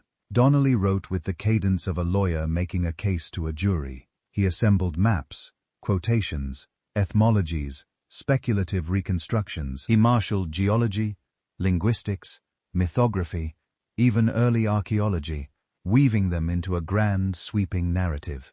For a public just getting used to ancient civilizations being dug up in Mesopotamia and the Andes, this was intoxicating. If Nineveh could emerge from mounds of earth, who was to say that a greater city might not lie beneath the Atlantic? Catastrophism made the idea feel scientifically respectable. 19th-century geology had already entertained the notion of sudden violent changes. Earthquakes, floods, volcanic eruptions reshaping the landscape. Donnelly leaned into that. Plato's submerged island became in his hands the victim of a global cataclysm, remembered dimly in the biblical flood, in Mesopotamian epics, in legends from India to the Americas. There was comfort in a strange way in this kind of story. If all cultures shared a single origin, then the diversity that industrial empires were encountering could be folded back into a single human family tree. If civilization had risen high once before and fallen in a night, then the breakneck changes of the 19th century were not entirely unprecedented. They were the second act of a very old drama. But there was a problem at the heart of Donnelly's method, and of many theories that followed him. To build his case, he had to cherry-pick. He focused on resemblances that fit his pattern, and brushed aside differences that did not. A stepped pyramid here, a stepped platform there, a flood myth here, another one there. a word that sounded vaguely similar in two languages that had no demonstrated historical relationship. If two myths both mentioned serpents, he treated them as echoes of one serpent cult. If two cultures both aligned structures to the solstices, he treated that as proof of shared origin, rather than as something people might independently discover if they watch the sun long enough. The danger of this approach is that the human brain is very good at finding patterns, even when nothing connects them. Given thousands of myths, rituals, and ruins to choose from, you can always pluck out a handful that seem to fit your preferred story.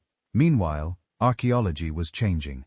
In Donnie's day, excavation was often more treasure hunt than science. But as the 19th century shaded into the 20th, methods stiffened. Stratigraphy, radiocarbon dating, comparative typology, careful recording of context, all of these began to impose discipline. Instead of asking, "What does this ruin remind me of?" archaeologists increasingly asked, "What can we say about this site, based on its layers, its materials, its neighbors, its dates?"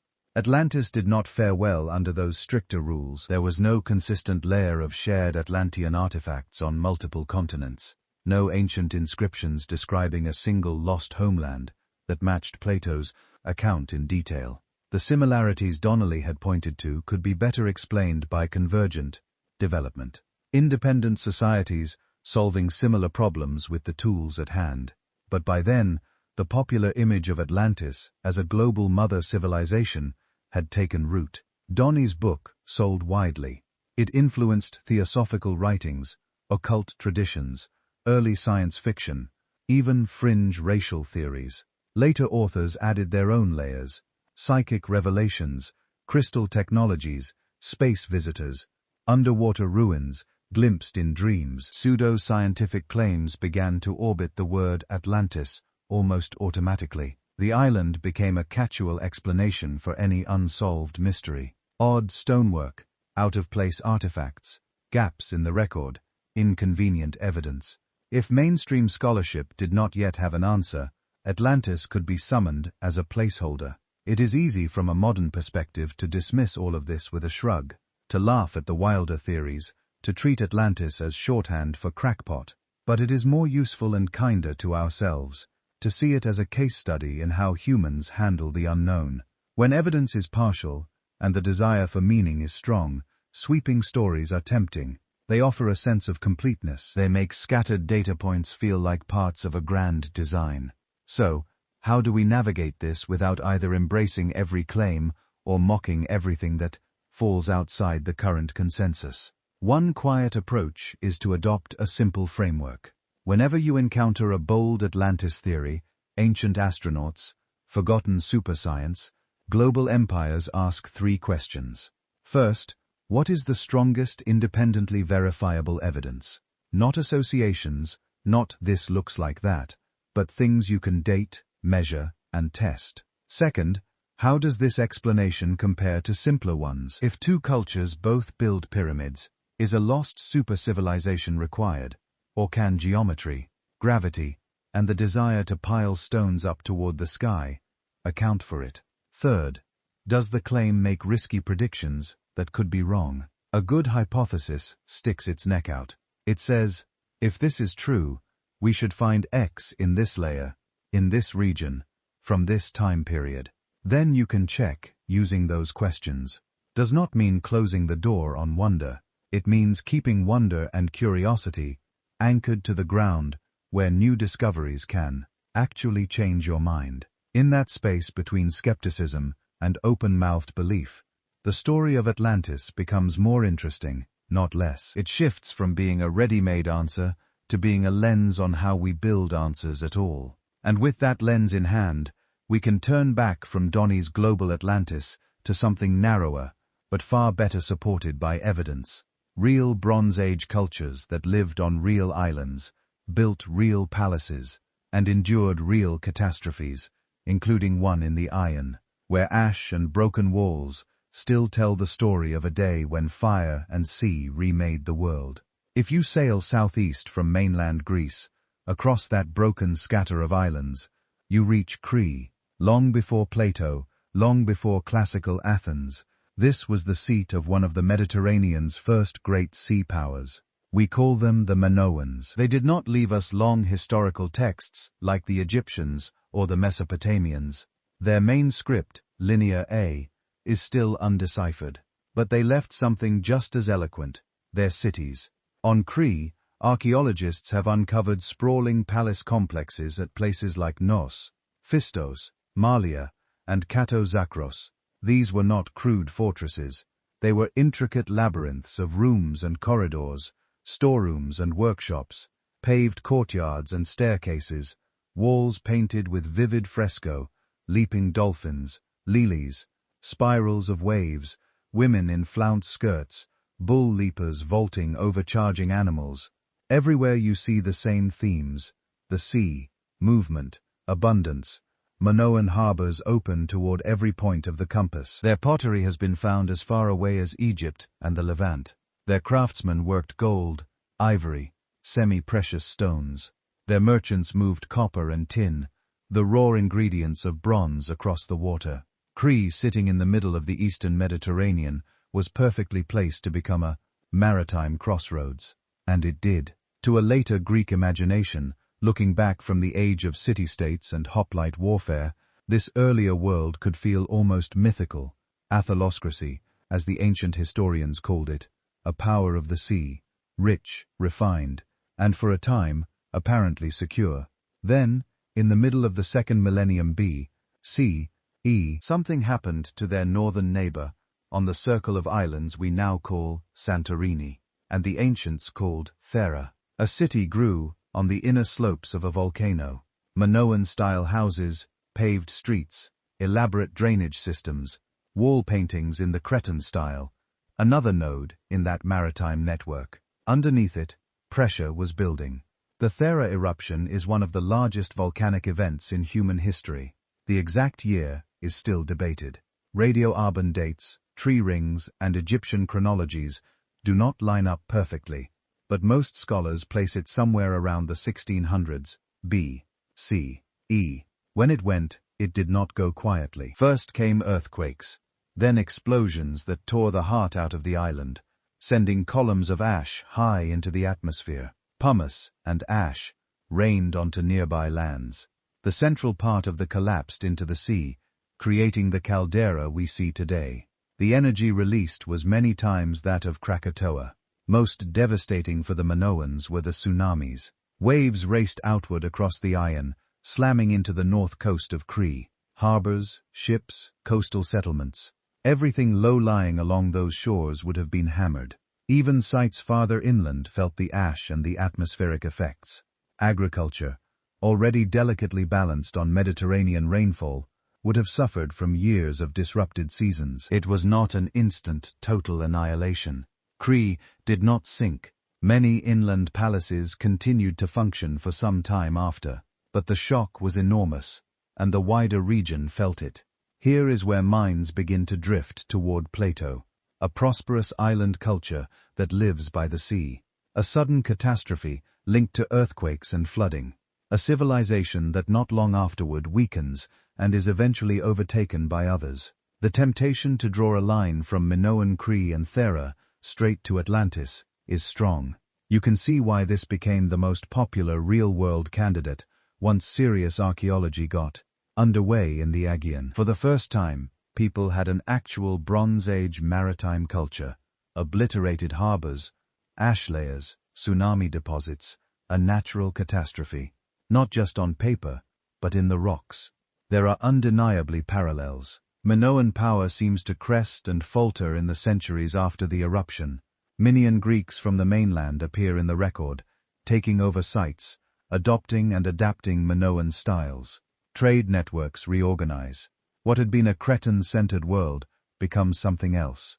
A great sea power humbled by disaster and invasion, half remembered centuries later as a once mighty island kingdom destroyed in a night. It is an evocative picture, but the fit is not exact. Plato puts Atlantis beyond the Pillars of Heracles, by which Greeks of his time almost always meant the Strait of Gibraltar, the neck between the Mediterranean and the Atlantic. Crete and Thera lie well inside those pillars, deep in the Aegean, in thoroughly familiar waters. His Atlantean plain is described as a vast, flat expanse, ringed by mountains, with a series of circular harbors and artificial canals laid out on an almost geometric plan. Minoan sites, as we actually find them, are irregular, adapted to hillsides and local topography, clustered around natural harbors without the concentric ring layout. There is also the matter of time. Plato, citing the Egyptian priests, places Atlantis 9,000 years before Solon, around 9,600 BCE. The Minoan peak and the Thera eruption are in the 1600s-400s BCE, even allowing for damaged numbers in transmission, or for the Greek habit of turning hundreds into thousands for grandeur. You still have a gap of a millennium or more between Plato's claimed era and the Bronze Age Aegean events, and Plato's moral framing Atlantis as an arrogant imperial power punished for its hubris in a single day and night does not map cleanly onto the slow, messy process of Minoan decline, tsunami damage, economic stress, possible internal unrest, and then Masonian takeover. So mainstream scholars tend to draw a careful line. Yes, they say Minoan Crete and the Thera eruption show that the Greek world preserved real memories of real catastrophes. Yes, the idea of a rich island culture destroyed by earthquakes and floods would have been entirely plausible to Plato's audience, because something like it had in fact happened in their deeper past. Stories of that disaster could have worked their way through generations of myth and local legend. Sea gods angry, islands exploding, cities drowned. But no, the Minoans are not Atlantis in any straightforward one-to-one sense. The geography is wrong. The dates are off. The details diverge. At most, Minoan Crete and Thera might have provided raw material, emotional color, narrative elements that Plato reworked for his own philosophical purposes. In that sense, this remains the most discussed naturalistic candidate, not because it neatly solves the riddle, but because it shows how the riddle might have been invented in the first place. Take a real disaster. Let it echo through oral tradition. Allow centuries of retelling to blur coastlines, stretch timelines, rearrange motives. By the time a philosopher in 4th century B.C.E. Athens picks up the story, he is no longer dealing with a chronicle. He is holding a mythic shape flexible enough to be molded into a parable about virtue and decay. And yet down beneath the layers of moralizing and allegory, there may still be a faint imprint of ash and broken harbors on a Cretan shore. If Atlantis is not Minoan Crete, the Minoans at least prove that the world Plato imagined, a sea-panning culture living under the shadow of sudden ruin, was not entirely a dream.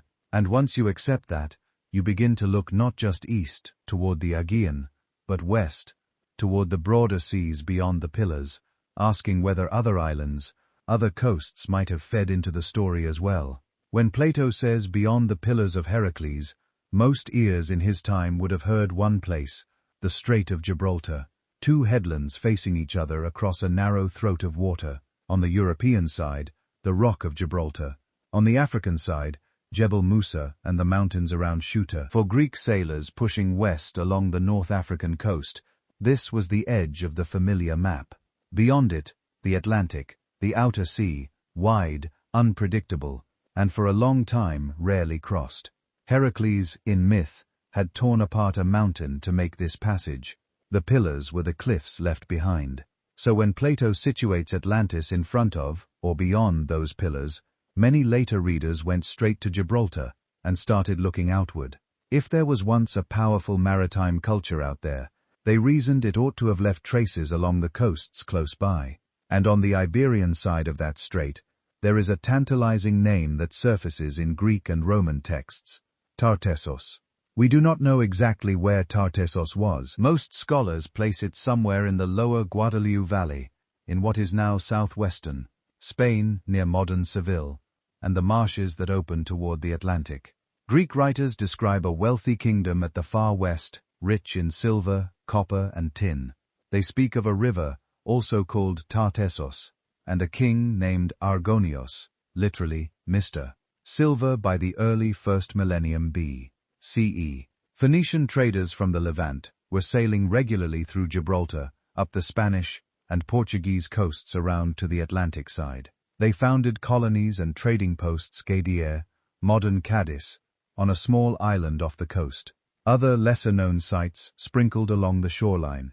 These people were expert seafarers and copper-bottomed pragmatists. They went where the metals were in Iberia. They tapped into rich or raw deposits and existing local networks. The result was a cluster of coastal centers where local elites and Phoenician merchants mixed, sharing goods, ideas, perhaps religious stories, to a Greek hearing travelers' tales in a port tavern in Athens or Corinth. All of this could blur into a single image, a fabulously rich far western land beyond the pillars, where rivers shone with metal and kings possessed astonishing wealth. Tartessos, Gardier, unnamed indigenous polities. Over time they grow hazy and legendary. That is the solid core. A real region, real trade, real coastal towns whose prosperity depended on exactly the things Plato gives his Atlanteans: metals, seafaring, contact between worlds. Then there is the layer of landscape itself. At the end of the last ice age, sea levels worldwide were far lower than today. As the great ice sheets melted, the oceans rose by more than 100 meters, flooding continental shelves, pushing shorelines inland. The Atlantic coast of Iberia and North Africa was no exception. River valleys widened into estuaries. Low-lying plains became bays and marshes. In the last few thousand years, the rise has been much smaller, but shorelines continue to shift. Deltas grow and sink. Barrier islands move. Coastal lagoons silt up. The Guadalave Valley in particular has seen large areas transition from dry land to marsh and hit shallow water.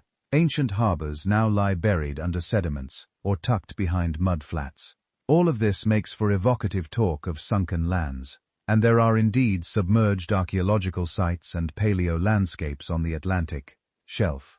Prehistoric camps, drowned river channels, former coastlines. But the picture is more modest than some popular accounts suggest. We are mostly dealing with gradual flooding, not whole cities sliding into the ocean in a single night. Fishing villages, perhaps early harbors, low-lying fields and shrines, pieces of human life nibbled away as the sea adjusted to a post-glacial world. Plato also mentions that after Atlantis sank, the sea where it had been became impossible and impenetrable, choked with mud. That line has drawn attention to places where large rivers meet the Atlantic: the Guadal, the Tagus near Lisbon, the great Moroccan and Algerian rivers on the African side. River mouths are messy. They dump sediments into the sea, creating shallow banks, sandbars, turbid water. Ancient sailors without modern charts would have found these zones tricky. Hidden shores, shifting channels, waters that looked almost solid with suspended silt.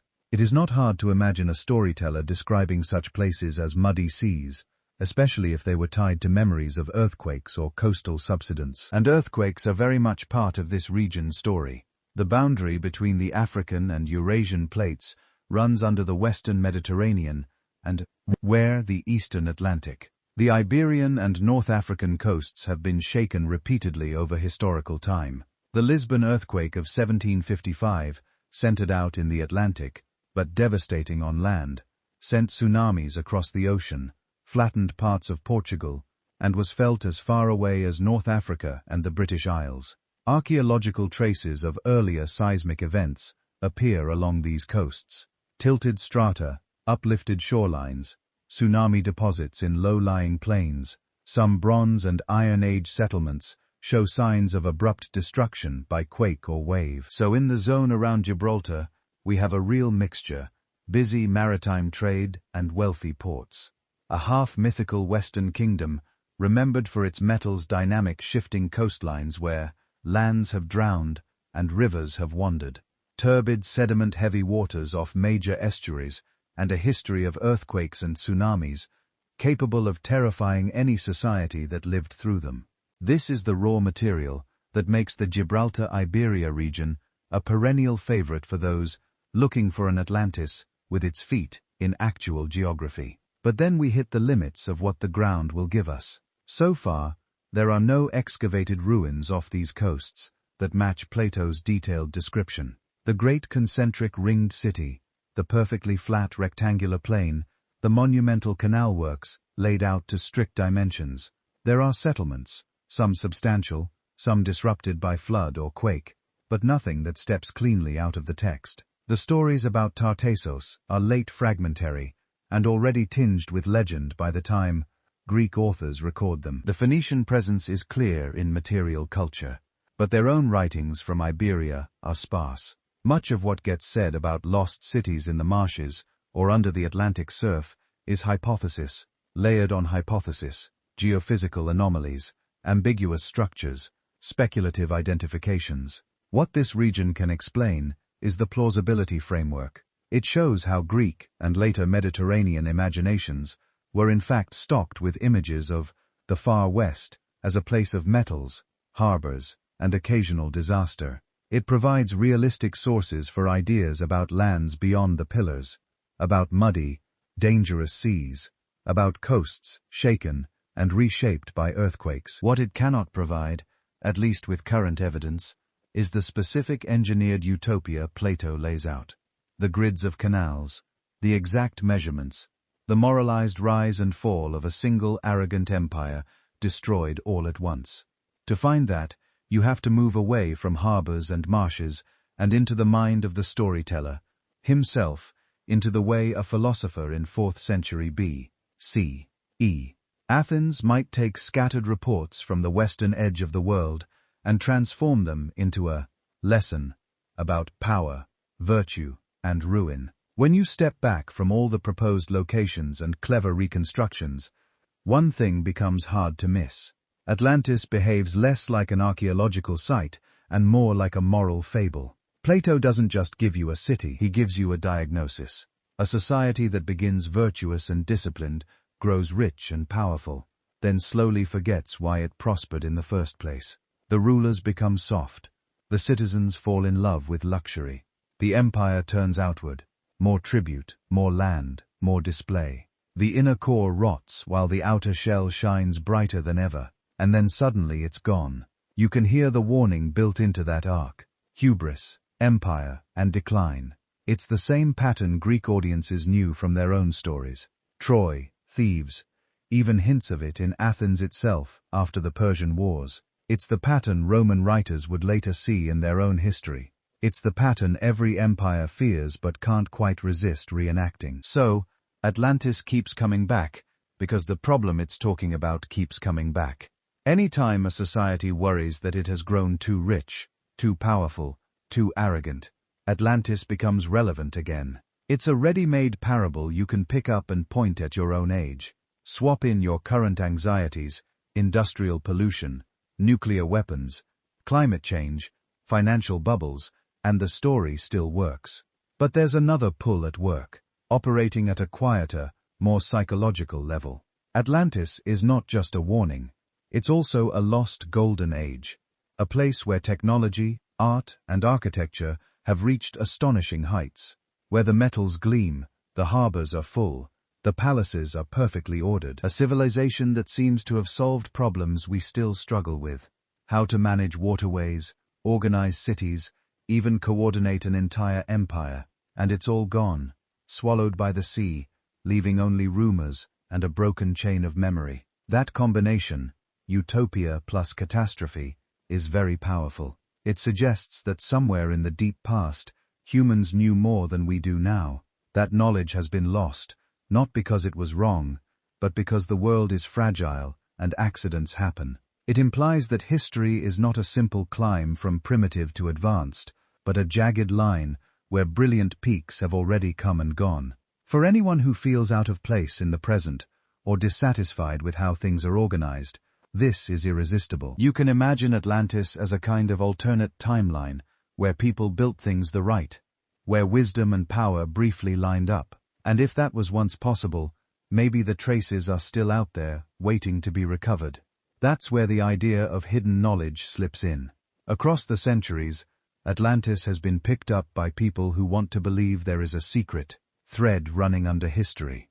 Renaissance magicians, 19th century spiritualists, 20th century occult societies, New Age writers, They all find in Atlantis a container for the teachings they feel have been suppressed or forgotten. Sometimes it's mystical science, sometimes it's ancient electricity or crystal technology, sometimes it's a spiritually enlightened society that fell not because it was wicked, but because the cosmos moved into a darker age. In each case, Atlantis becomes a backstage room of history, where special truths were once stored and might be recovered by the right techniques, the right initiation, the right reading of the signs. Modern fiction and film pick up the same themes, rinsed free of dogma and turned into adventure. Atlantis becomes a lost supercity under the ocean, a high-tech civilization that vanished overnight, an alien base, a portal to other dimensions. You see it in children's cartoons, in big-budget movies, in video games. The details change, but the functions remain. Atlantis is the place where the world used to be more marvelous, where the everyday was saturated with wonder, and where something went terribly wrong. It's also the perfect playground for what you might call the search impulse. Humans like maps with blank spots on them. We like the feeling that there are still places the satellites haven't all fully named, that the seabed conceals shapes we haven't yet traced. Atlantis, by definition, lives right on that edge. So we get hand-drawn charts with hypothetical islands sketched onto the Atlantic, sonar sweeps of the ocean floor, looking for resemblance to concentric rings, satellite images of the Sahara or the Caribbean, with every circular depression, or rectilinear, outline flagged as possible Atlantean remains. Each anomaly becomes a seed for a new theory. The romance isn't really in the evidence. It's in the idea that one day a researcher will overlay the right map, filter the right scan, dive on the right ridge, and a drowned city will suddenly resolve out of background noise. Straight lines under sand, harbor walls on a drowned shelf, streets no eye has seen for 10,000 years. The odds, based on everything we know about sea level rise, tectonics, and ancient engineering, are not kind to that hope. But the act of looking scratches a deep itch. It says there are still discoveries to be made. History is not finished. The world still has secrets. Before we follow that impulse any farther, this is a good moment to mention something more down to earth. It's tempting to treat every line of his Atlantis story as a data point, a depth sound, a coordinate, a blueprint that must correspond to a physical place. When we do that, we start bending the world to fit the tale. We ignore the parts of the text that are obviously shaped by his philosophical agenda, and we stretch the archaeology until it snaps. A more cautious reading flips the direction. Instead of asking, where is the city that matches this description, we ask, what was Plato trying to show his readers by building the story this way? Why make Atlantis so geometrically idealized? Why mirror it against a virtuous besieged Athens? Why have the punishment come not as a human war or revolt, but as an overwhelming act of nature, earthquake and flood, the ground itself turning traitor? Those choices tell us more about Plato's anxieties than about Bronze Age geography. He is talking about what happens when power outruns virtue, when technical capacity outpaces moral discipline, when you can move armies and fleets across the world, but you can't keep greed and vanity under control at home. In that sense, the actual coordinates of Atlantis are almost beside the point. The legend keeps returning because every age finds itself somewhere on that curve, rising, cresting, or feeling the first tremors under its feet. The more closely we listen to Plato, the more the central question shifts. Not where did Atlantis stand, but what was he warning us about? And once you phrase it that way, you start to see why the story refuses to sink. So after all of this, what can we actually say without crossing the line from history into wishful thinking? The first piece is simple, and it's the one everything else hangs from. Atlantis lives inside two dialogues by Plato, the Timaeus and the Critias. That's its home address. There is no older independent Atlantis archive hiding somewhere in Egyptian temples or Mesopotamian tablets or Bronze Age shipping logs. When later writers talk about Atlantis, they are either repeating Plato, arguing with Plato, or embroidering on Plato. Take him away and the island disappears. The Egyptian priests in Seas who supposedly told Solon the story. We only meet them in Plato's text. The long chain of transmission, Egyptian temple, Athenian lawgiver, family tradition, philosopher has no outside paperwork we can check. No inscription in hieroglyphs saying here is the account of the great island that sank. No parallel narrative in some other Greek historian that doesn't ultimately trace back to him. That doesn't mean Plato invented every atom of it from nothing. It does mean that for Atlantis, he is both the first and the main witness. When we talk about what Atlantis was, we're really talking about what Plato chose to write. From there, historians and classicists tend to converge on a cautious middle ground. At one extreme, you can read Atlantis as pure allegory, a made-up island, made-up war, made-up catastrophe, assembled with the care of a mathematician arranging a proof. A narrative machine designed to test big ideas about politics, virtue, and cosmic justice. At the other extreme, you can treat every detail as literal. The exact size of the plain, the concentric canals measured in stadia, the precise date 9,000 years before Solon. On that reading, Plato is basically functioning as a reporter, copying down an old historical file with minor philosophical commentary. Most scholars, especially the ones who spend their lives reading Greek texts and working with ancient timelines, drift towards something in between. Plato, in this view, is building a philosophical myth that probably leans on scattered real memories of powerful Bronze Age states, of destructive floods and earthquakes, of rich island cultures in the eastern Mediterranean, of real conflicts between early Greek cities and maritime powers.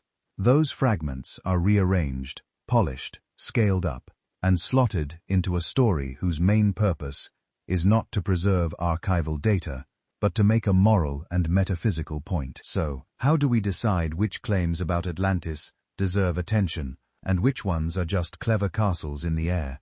One way is to move through a small mental checklist. First, primary sources. Does this Atlantis theory rest on texts, inscriptions, or artifacts we can actually see and date? Or does it lean heavily on later retellings, channelings, or lost books that only one person seems to know about? The closer you are to documents and objects from the ancient world, the firmer the ground tends to be. Second, archaeology. When someone points to a specific place, Santorini, southern Spain, a Caribbean shelf, what's in the soil? Do we find the right kind of settlements at the right depth, with the right level of technology? Are there traces of palaces, harbors, walls, writing? Or are we looking at natural formations and hoping they line up? Third, chronology. Plato's 9,000 years doesn't match what we know about Athens or about complex states with metallurgy triremes and grand architecture. If a theory insists on keeping that number literal, it has to answer a hard question. Where is the archaeological footprint of a global-scale Bronze Age superpower around 9,600 Park to Superdef? If it can't produce one, it has to explain why a more modest adjustment, scribal error, symbolic number, mythic inflation is less reasonable than filling the Ice Age with skyscrapers. Fourth, falsifiability.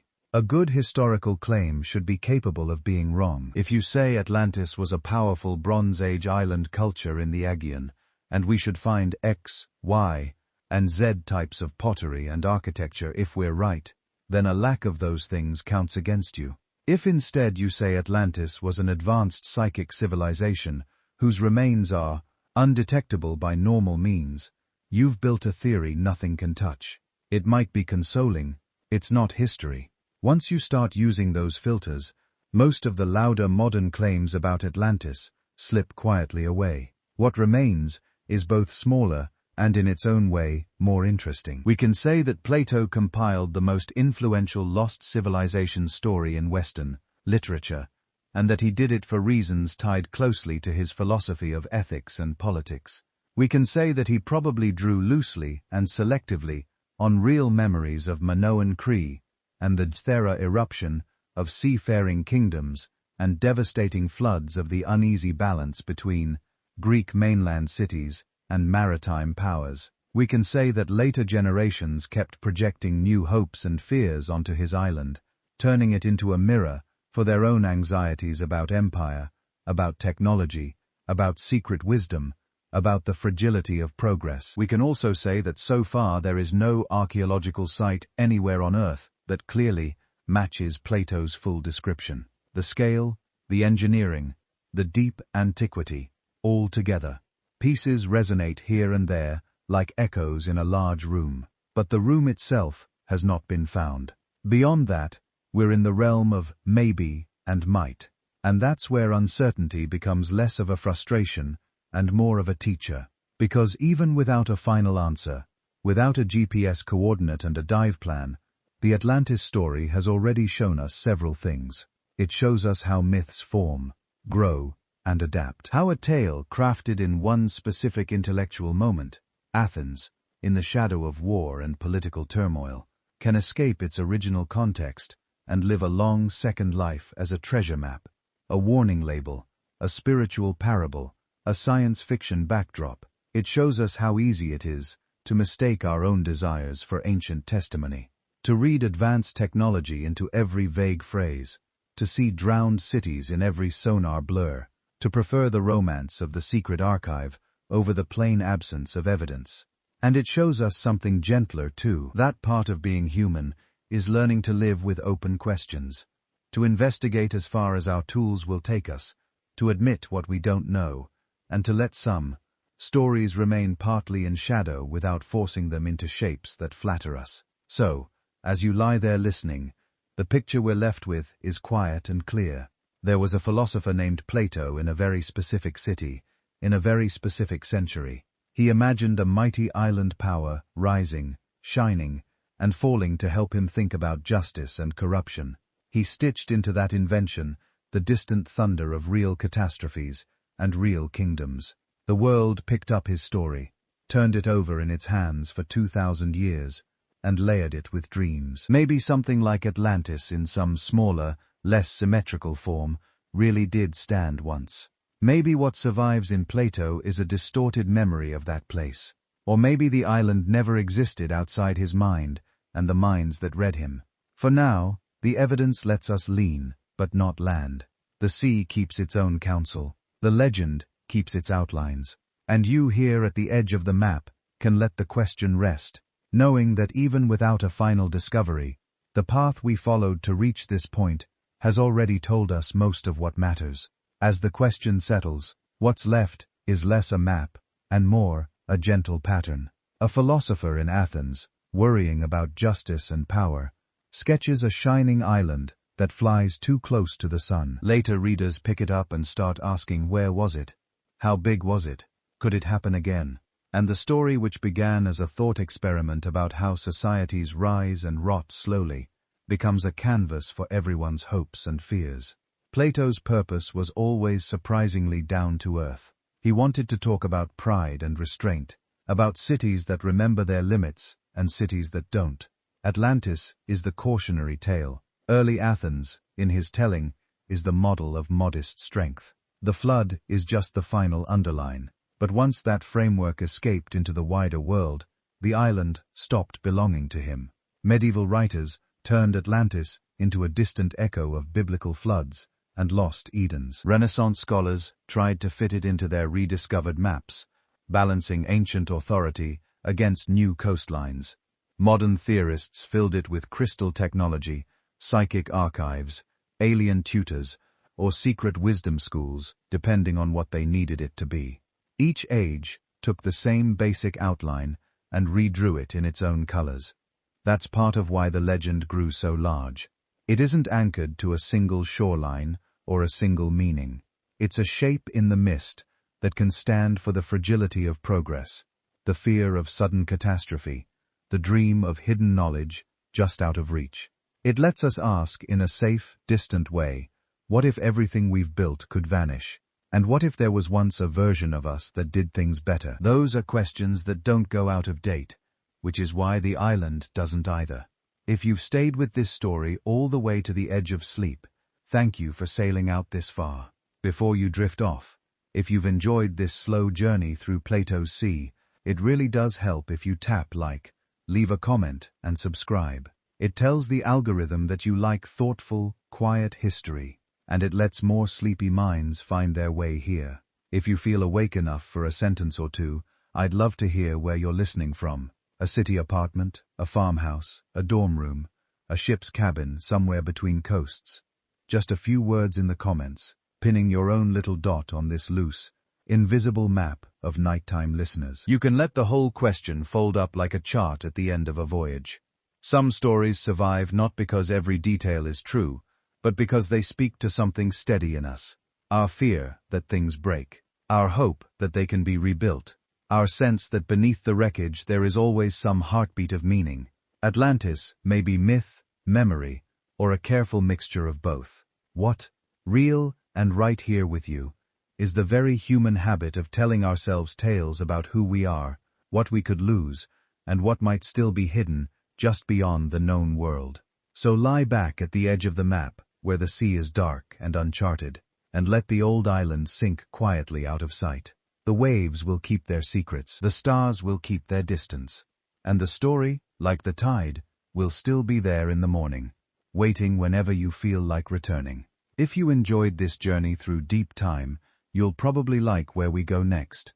So, please tap like, drop a comment, and subscribe so you don't miss future episodes. And in the comments, tell me, where in the world are you listening from? And what time is it for you right now?